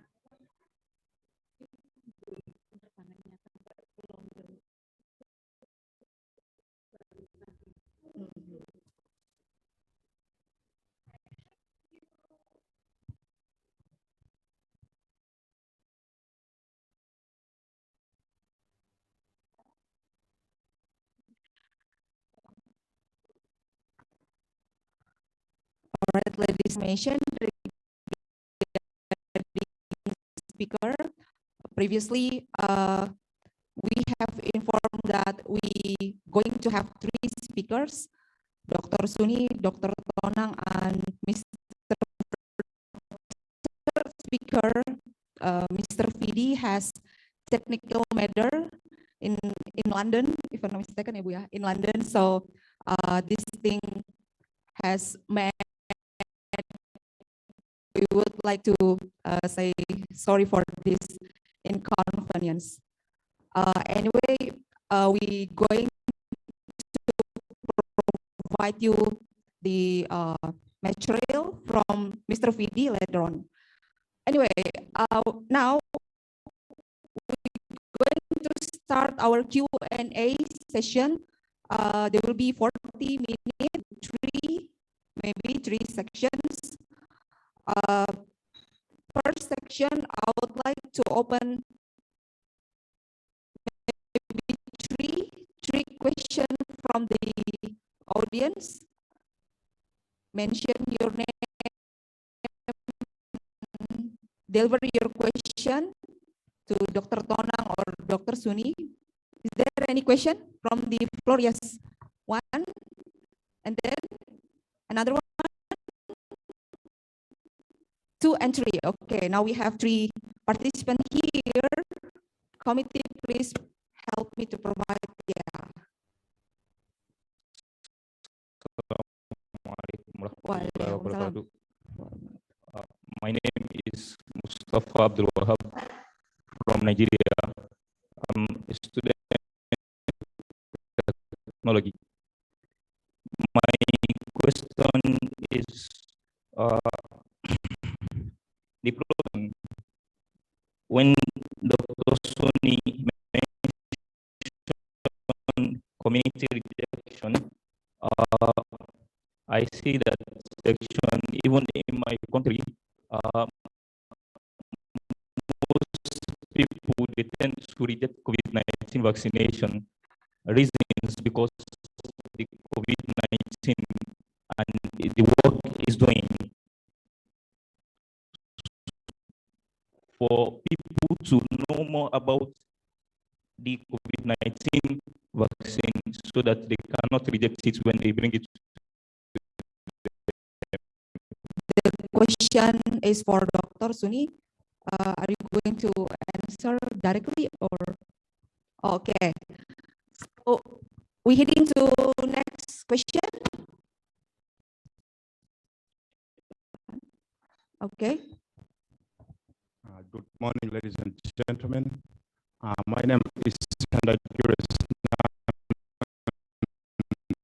Is similar to what my brother has just asked about this problem in vaccination.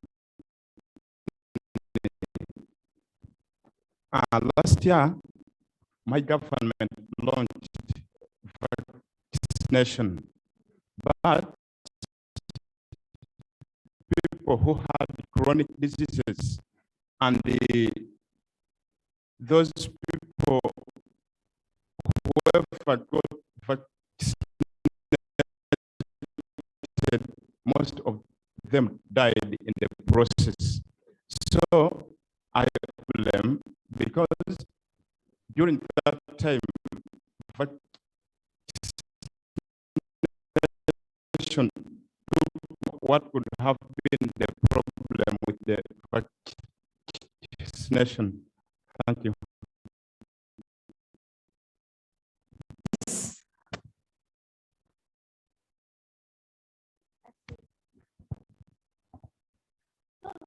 Good morning, everybody. My name is Vedam Boak. I'm from Namibia. My question goes to the keynote speaker. I would like to come to an end, or will just become a normal, like all the other viruses, like HIV and Ebola. I just want to know his opinion on it. So, and again, so maybe our speaker here will try to address the answer as well, beside the. Okay, I would like to know what his opinion is if COVID-19 will ever like all the other viruses, such as HIV and Ebola. Okay. We would like have to like sustain it or something. All right. The first question and the second one seems not the vaccination and rejection by the society. Maybe Dr. Suni would like to address the question. Okay, thank you, Ms. Rahma. Thanks for attention to person from Uganda and from Nigeria. Okay, I think it's a problem from Asian, but my opinion about this problem. The first makes a rule in this country how to make protection people in this country and their country. How regulation about the right to healthcare and the right to self-determination must be included in regulation about this in a regulation in Indonesia or other country.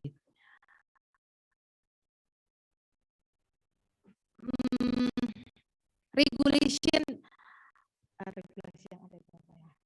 the existing regulation still how to distribute it, but no including about the right to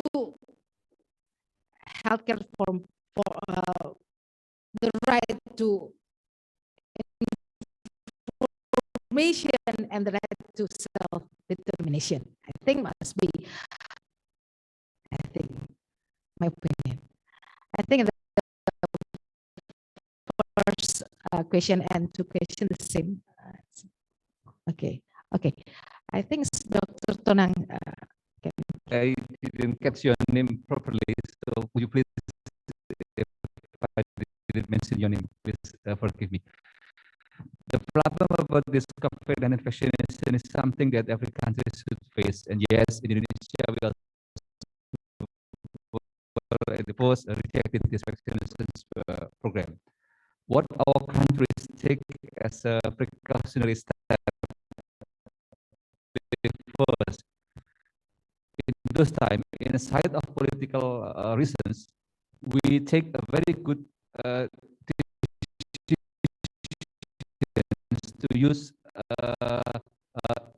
whole virus inactivated vaccines. This kind of vaccine is a kind of vaccines that we have used 30 or 40 years ago in Indonesia. So people becoming more usual with this kind of vaccines. That's what we first start the vaccines program from the health personnel. And yes, the first we said that everybody to have a problem with health, please take a side first. First with a very good condition. That's what Mr. I'm sorry, the name from. I'm sorry, I didn't get your name properly, but at least as we get the vaccine instance. Actually, it's not a problem about vaccine instance. Even without this vaccine, die actually. But if we provide this vaccination during this period, then people will say, "Oh, that's because of vaccines." So that's what we avoided in the first COVID vaccination in Indonesia. We just provide this to the health personnel with good conditions. After 1-2 million people successfully being vaccinated, then we try to a little bit broader. So we include some people with chronic disease but stable conditions. That's the second phase. That's the second step. Then finally, people will say, that, "Oh yeah, this vaccine is safe." And with those steps, finally, slowly, gradually, people will say, "Okay, it's okay for me to have this vaccine administered to me." That's what Indonesian strategy. Okay. So itself has warned. If we provide the program for, so first would be many people rejected. That's very usual type. That's a very usual pattern. After slowly, gradually, some people get this vaccination safely, and people will start to believe. Okay, so we start slowly with this vaccination program coverage. That's what happened in the middle of last year. We only have less than 5%. And yes, we have a very tragic moment with the Delta variant. Very high case and very high number of deaths. But after that, we're getting more. We just reached 40% people being vaccinated. And it's proven that in the beginning of this year, 2022, on January, we have a very high number of Omicron, but very much lower case of death, 40% coverage. But you also say that after you have 40% coverage, then we do not need this vaccines anymore, because it's just that's what happening. After that, even we get 40% people last December. Today, we only get 62% people vaccinated. I'm afraid, and we are afraid that we do not have time to get 70%. I'm sorry to say that, yes, I thought it's a little bit harder in your country to reach this kind of successful.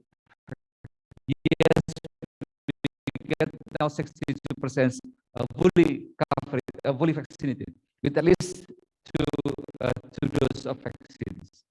I hope that maybe to implement, then finally you can get at least as what we get, 60%, more than 60% people. We're still trying hard now. Maybe we cannot get that kind of target. Okay, that's what's happening now. The third challenge is people will always say that actually because of the natural infections, many people are becoming immune with the higher antibody level. It's enough for me. I don't need any vaccinations. That's another one. So today in Indonesia, 62% becoming fully vaccinated. 70 with at least 1 sort of vaccine. We still have actually around 30% of people, 28 vaccines for COVID-19. But among this 28% of people, there are at least 13 or 14% become immune because of natural infections. So today in Indonesia, we estimated that at least around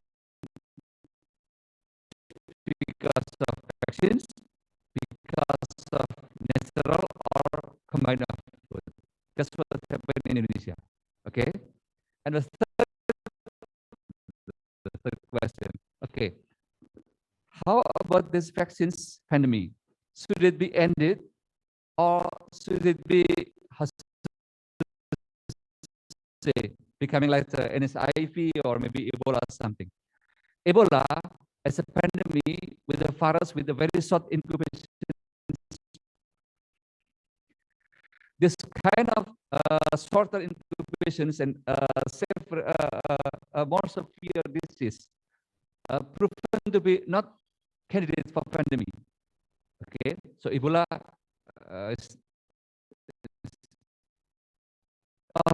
should be spread in locally with shorter incubations and most severe disease. HIV is a very long incubation period virus. So it become endemic even until today, starting on 1980s and until today, yes. But COVID is another one. COVID sources from the coronavirus type of virus. It is proven periodically to become a pandemic. We have a SARS-CoV-1 in the beginning of 2020. Okay, I mean in the beginning of 2000s year. Okay, and now around 22 years later, we have this SARS-CoV-2. There will be another hit of coronavirus pandemic in the next maybe 20 or 30 years later. What we hope is actually we did not yet get a good result with SARS-CoV-1. We're still going through this SARS-CoV-2. More advanced technology that we finally can prepare and face the possible pandemic much better. For example, for this COVID-19 pandemic, we still need 2 months. Finally, we can make a vaccine on 6 months. The target is if we may have someday another pandemic, then we can get the whole genome of virus, and that's the target. So in that case, I will answer your question that yes, this COVID-19 pandemic will not become zero, but it will be, and would be very much like influenza, should be routinely and periodically hit for us, but with very much lower of death, very much lower, should be almost zero of death. That's what we hope. Okay, thank you.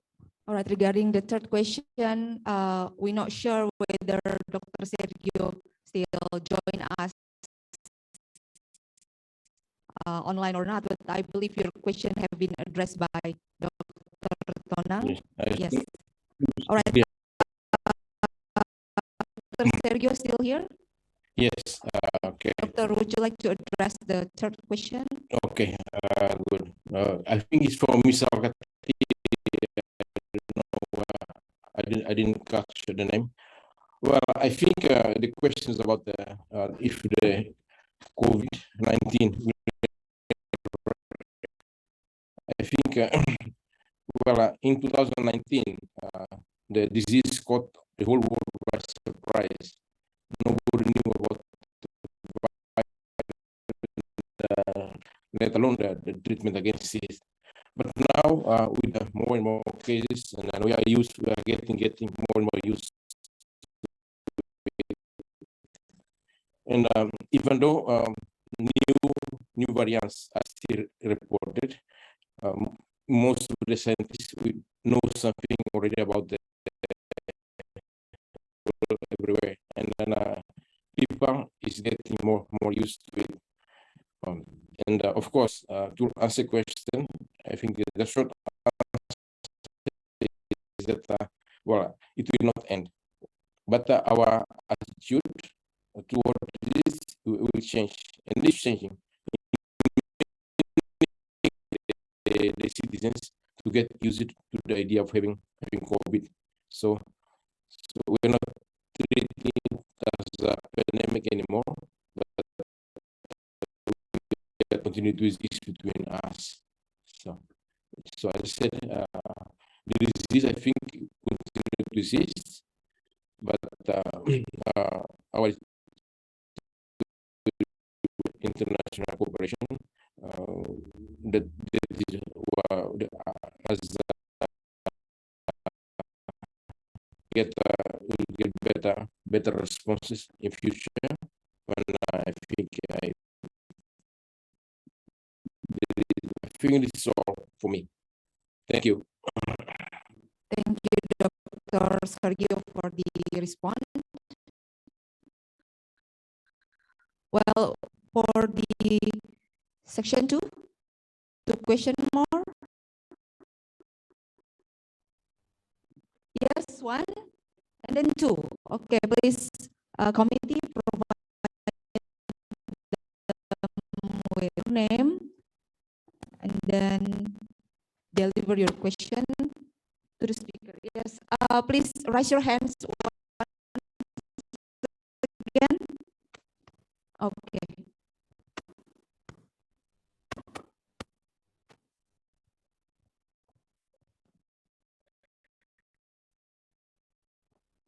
My name is Devi Nabila Zahra. I'm from Faculty of Law, Universitas 11 Maret. My question is by us, the young generation, and we are demanded by the society to give solutions for nowadays issues. My question to help regarding this COVID-19 pandemic problems. And my question goes to Dr. Tonang. Thank you.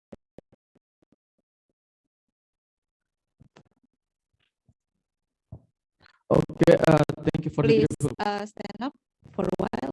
Yes. thank you. Name, please. My name is Arsenio Sino Almeida Nunes. I am from Timor Leste. Okay.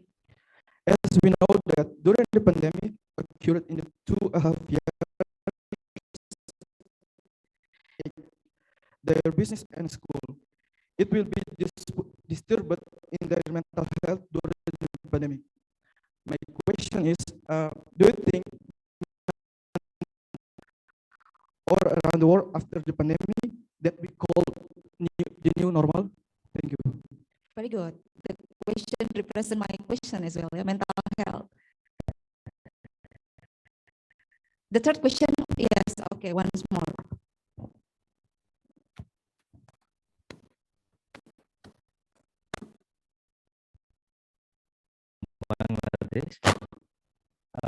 At the beginning time of pandemic, first world country didn't want to provide vaccine to the third world.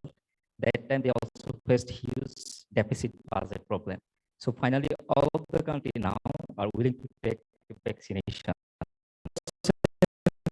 Casualty death for mental stress. They thought that they cannot survive anymore, so that they were the facing pathway. So how we to solve the problem in the post-pandemic, if any kind of new also. So there is the last question. And your question goes to both speaker or Dr. Tonang? Anyone can give. We have 3 questions right away. So maybe Regarding the first question, it's about how they can contribute to this COVID-19 issue. Maybe Dr. Suni. So you're going to hear suggestion and lecturing from Dr. Suni nowadays. Okay, thank you. Mungkin sebelum saya menjawab tiga ini tadi saya belum menyampaikan dalam bahasa Indonesia yang pertama tadi, pertanyaan yang pertama, kalau tidak kenapa ya, kenapa di negara kami itu di sana itu banyak yang enggan atau menolak tadi ya. Mungkin saya sampaikan apa yang harus dilakukan. Yang saya sampaikan tadi dalam bahasa Inggris adalah bagaimana untuk regulasikan satu norma yang memberikan satu hak warga negara dalam mendapat informasi yang cukup dan juga hak untuk menentukan nasibnya sendiri. Ini yang perlu dielaborasi bersama. Karena persoalan vaksin ini alan dari masyarakat banyak, sehingga itu harus dibuat sebuah reformasi, sebuah regulasi yang bagaimana agar hak untuk mendapatkan layanan kesehatan dan hak menentukan nasib sendiri ini bisa untuk mempercepat proses penanganan. Kedua, mungkin apa yang dilakukan oleh generasi muda agar bisa membantu vaksin atau persoalan COVID ini ya. Fokus penelitiannya ada di roadmap tentang pelaksanaan vaksin, maka firstly massive education, the first treatment, and secondly treatment formulation regulation automatically, because yang baik, yang benar, maka akan semuanya akan berjalan dengan baik. Does it answer your question? Okay. Now we're heading to the second, a little bit similar regarding mental health. Could you please, Dr. Tonang, to elaborate the response?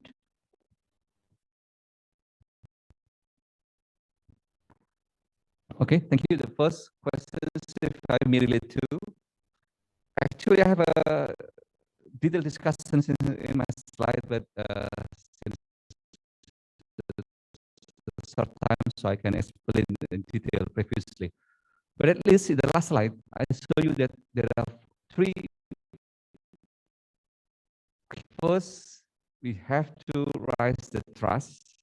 Second is leadership, and the third is about contracting to disinformation and misinformation. In this three area, I believe young generation, at least or mainly on the third point, that's counteracting the disinformation and misinformation. Young people struggle against this disinformation and misinformation is a very good point, because in the other side we have young generations becoming, how to say, the unintentional player in sharing this information and disinformation, and having the children and the old people as a victim of this act very positively by playing role in contracting this two kind of viral disinformation and misinformation that would be I think that's what we can practically advise to young people. Okay, thank you. The second question and third question is about the mental health. Yes, COVID-19 as a new disease, we previously and firstly being focused on the medical health, physical health. After that, after around maybe 1 year, then we became realized that in the side of physical aspect, there should also a long COVID syndrome on the people. This long COVID syndrome still based on the physical and medical aspect, but manifested in a very variety of aspects, including mental health. In this time, we started and we began to understand that yes, it is not enough to just focus on this physical aspect, but we have to also pay attention on this mental health. But it's still part of the long COVID. Having more and more people with long COVID and more time of being pandemic, we also get a new insight that this mental health is not always just because of this long COVID syndrome. Even for the people who didn't being infected with the COVID-19, still pandemic will make them in a very depressed period. And those people nowadays are facing a mental health, even without any story of being infected with COVID-19. So in one of my slides, they concluded that being prepared for the next pandemic has also put attention in a side of health aspect, is on a mental aspect. We have to make sure that every people are ready physically and mentally for the next pandemic. Not just physically, but also mentally. Being prepared for this mentally, it means that we have to prepare about awareness and about correct information for the next possible pandemic. That's what WHO YICGH hold a meeting the last August just to prepare the people and prepare the world for the next possible pandemic in physical and mentally aspect. Okay, thank you. Thank you, Dr. Tonang and Dr. Suni. Before we go Zoom online, Zoom platform from do the responsible authorities have a plan to from COVID-19 infection? Can address. Okay, thank you. For who is name?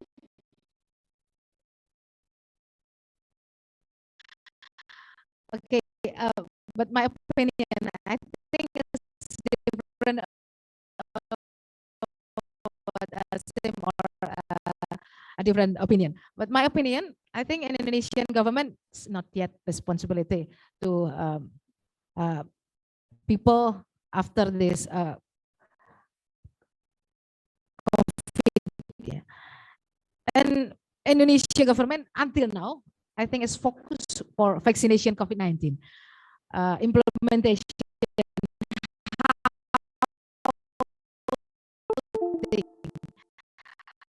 And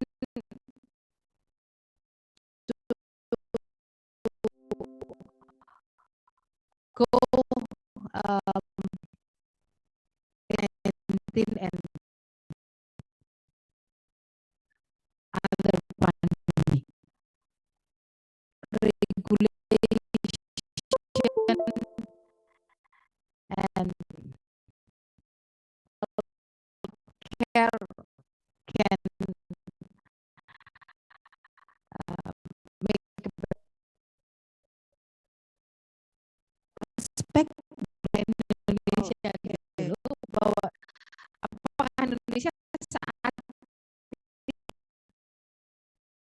pelayanan untuk mereka yang sudah belum sampai ke situ. Karena Indonesia saya lihat fokus supaya masyarakat tidak kena apa ya, itulah pentingnya menurut saya bagaimana untuk menyelesaikan, tapi bagaimana untuk tetap mempertahankan mereka yang sudah sembuh dan membuat jauh lebih baik, begitu menurut saya. Oke, thank you Dokter. Nur Sazrin from Malaysia.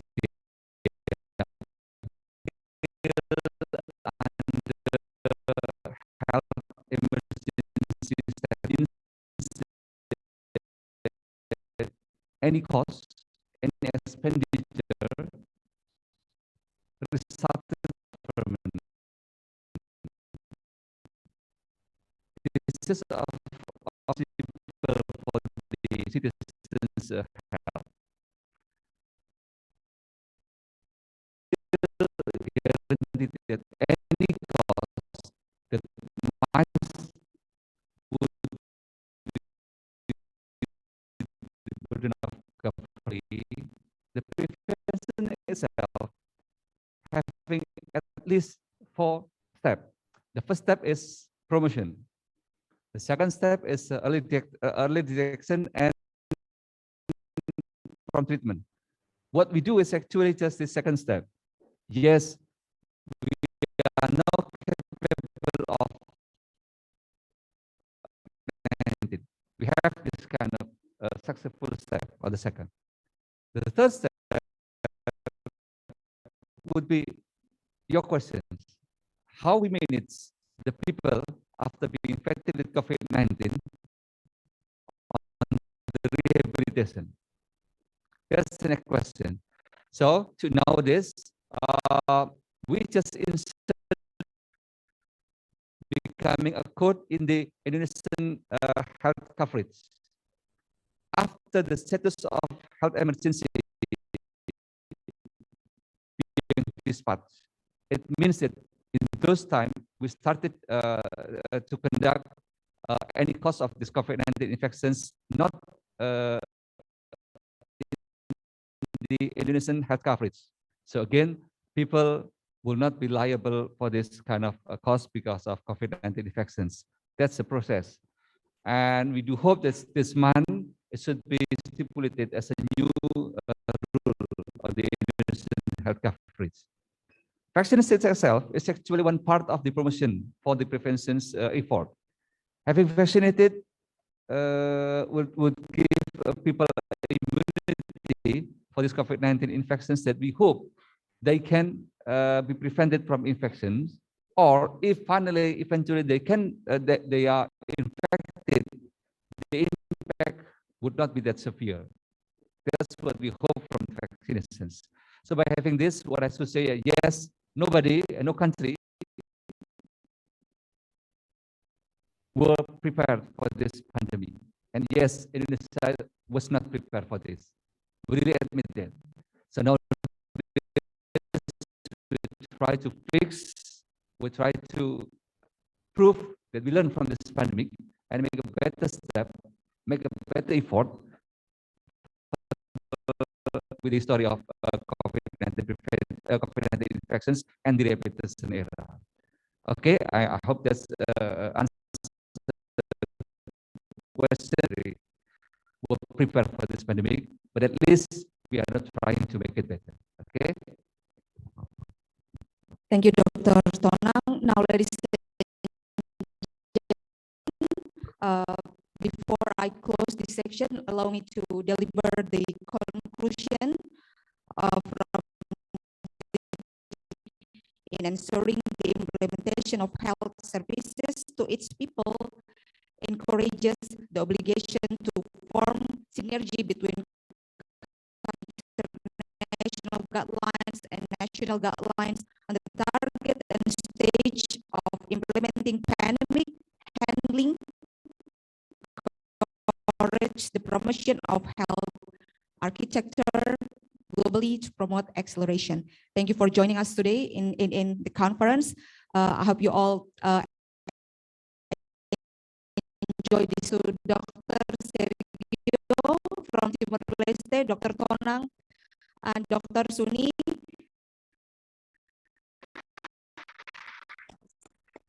Thank you very much and have a great weekend, everyone. Wassalamualaikum warahmatullahi wabarakatuh.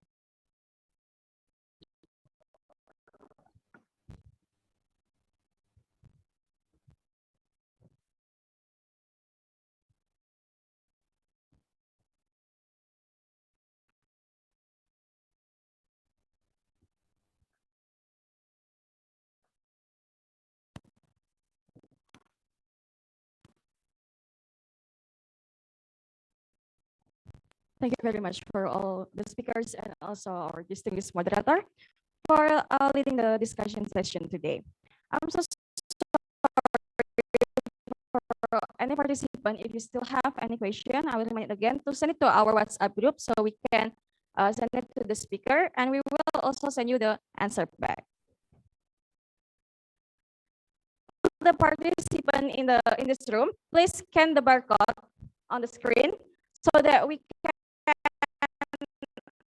send you the certificate for this conference. And for the participant who are in the Zoom meeting, please check the chat box and fill the link so that we can send you the e-certificate for this conference. Okay, we will give you for 5 minutes to scan it.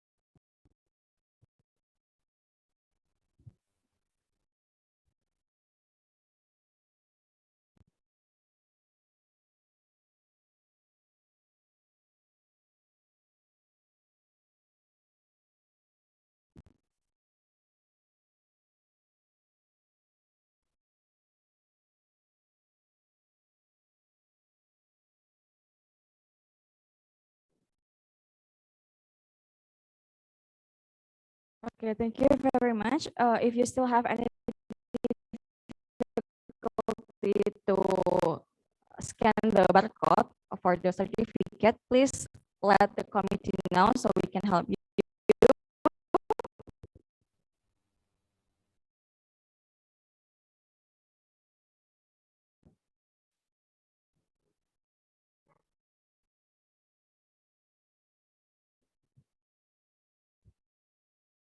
Before I close the conference today, I will let you know once again that this conference, Youth International Conference for Global Health 2022 Universitas 11 Maret, was held by Center of Democracy dan Bang Jateng. If you are Universitas 11 Maret student and you want to pay college admission or college fee,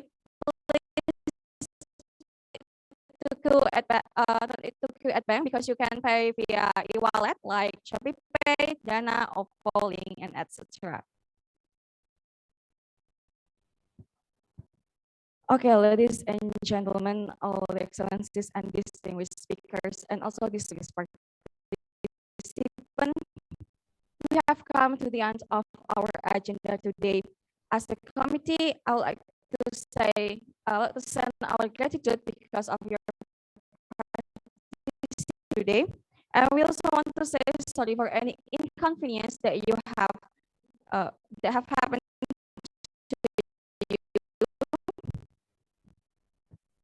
For the attendance list and for the certificate, if you still have any difficulty, please like to close for our conference today by saying Alhamdulillahirabbil alamin. Thank you very much for your attending, and I'm so sorry for any inconvenience that happened today.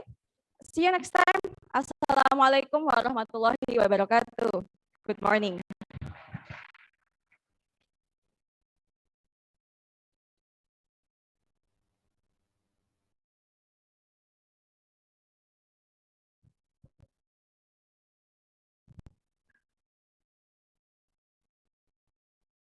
For all the participants, for the lunch, and eat it on your own table. Thank you very much. Once again, I will announce it for the lunch time. You can take it and eat on your own table. Thank you very much.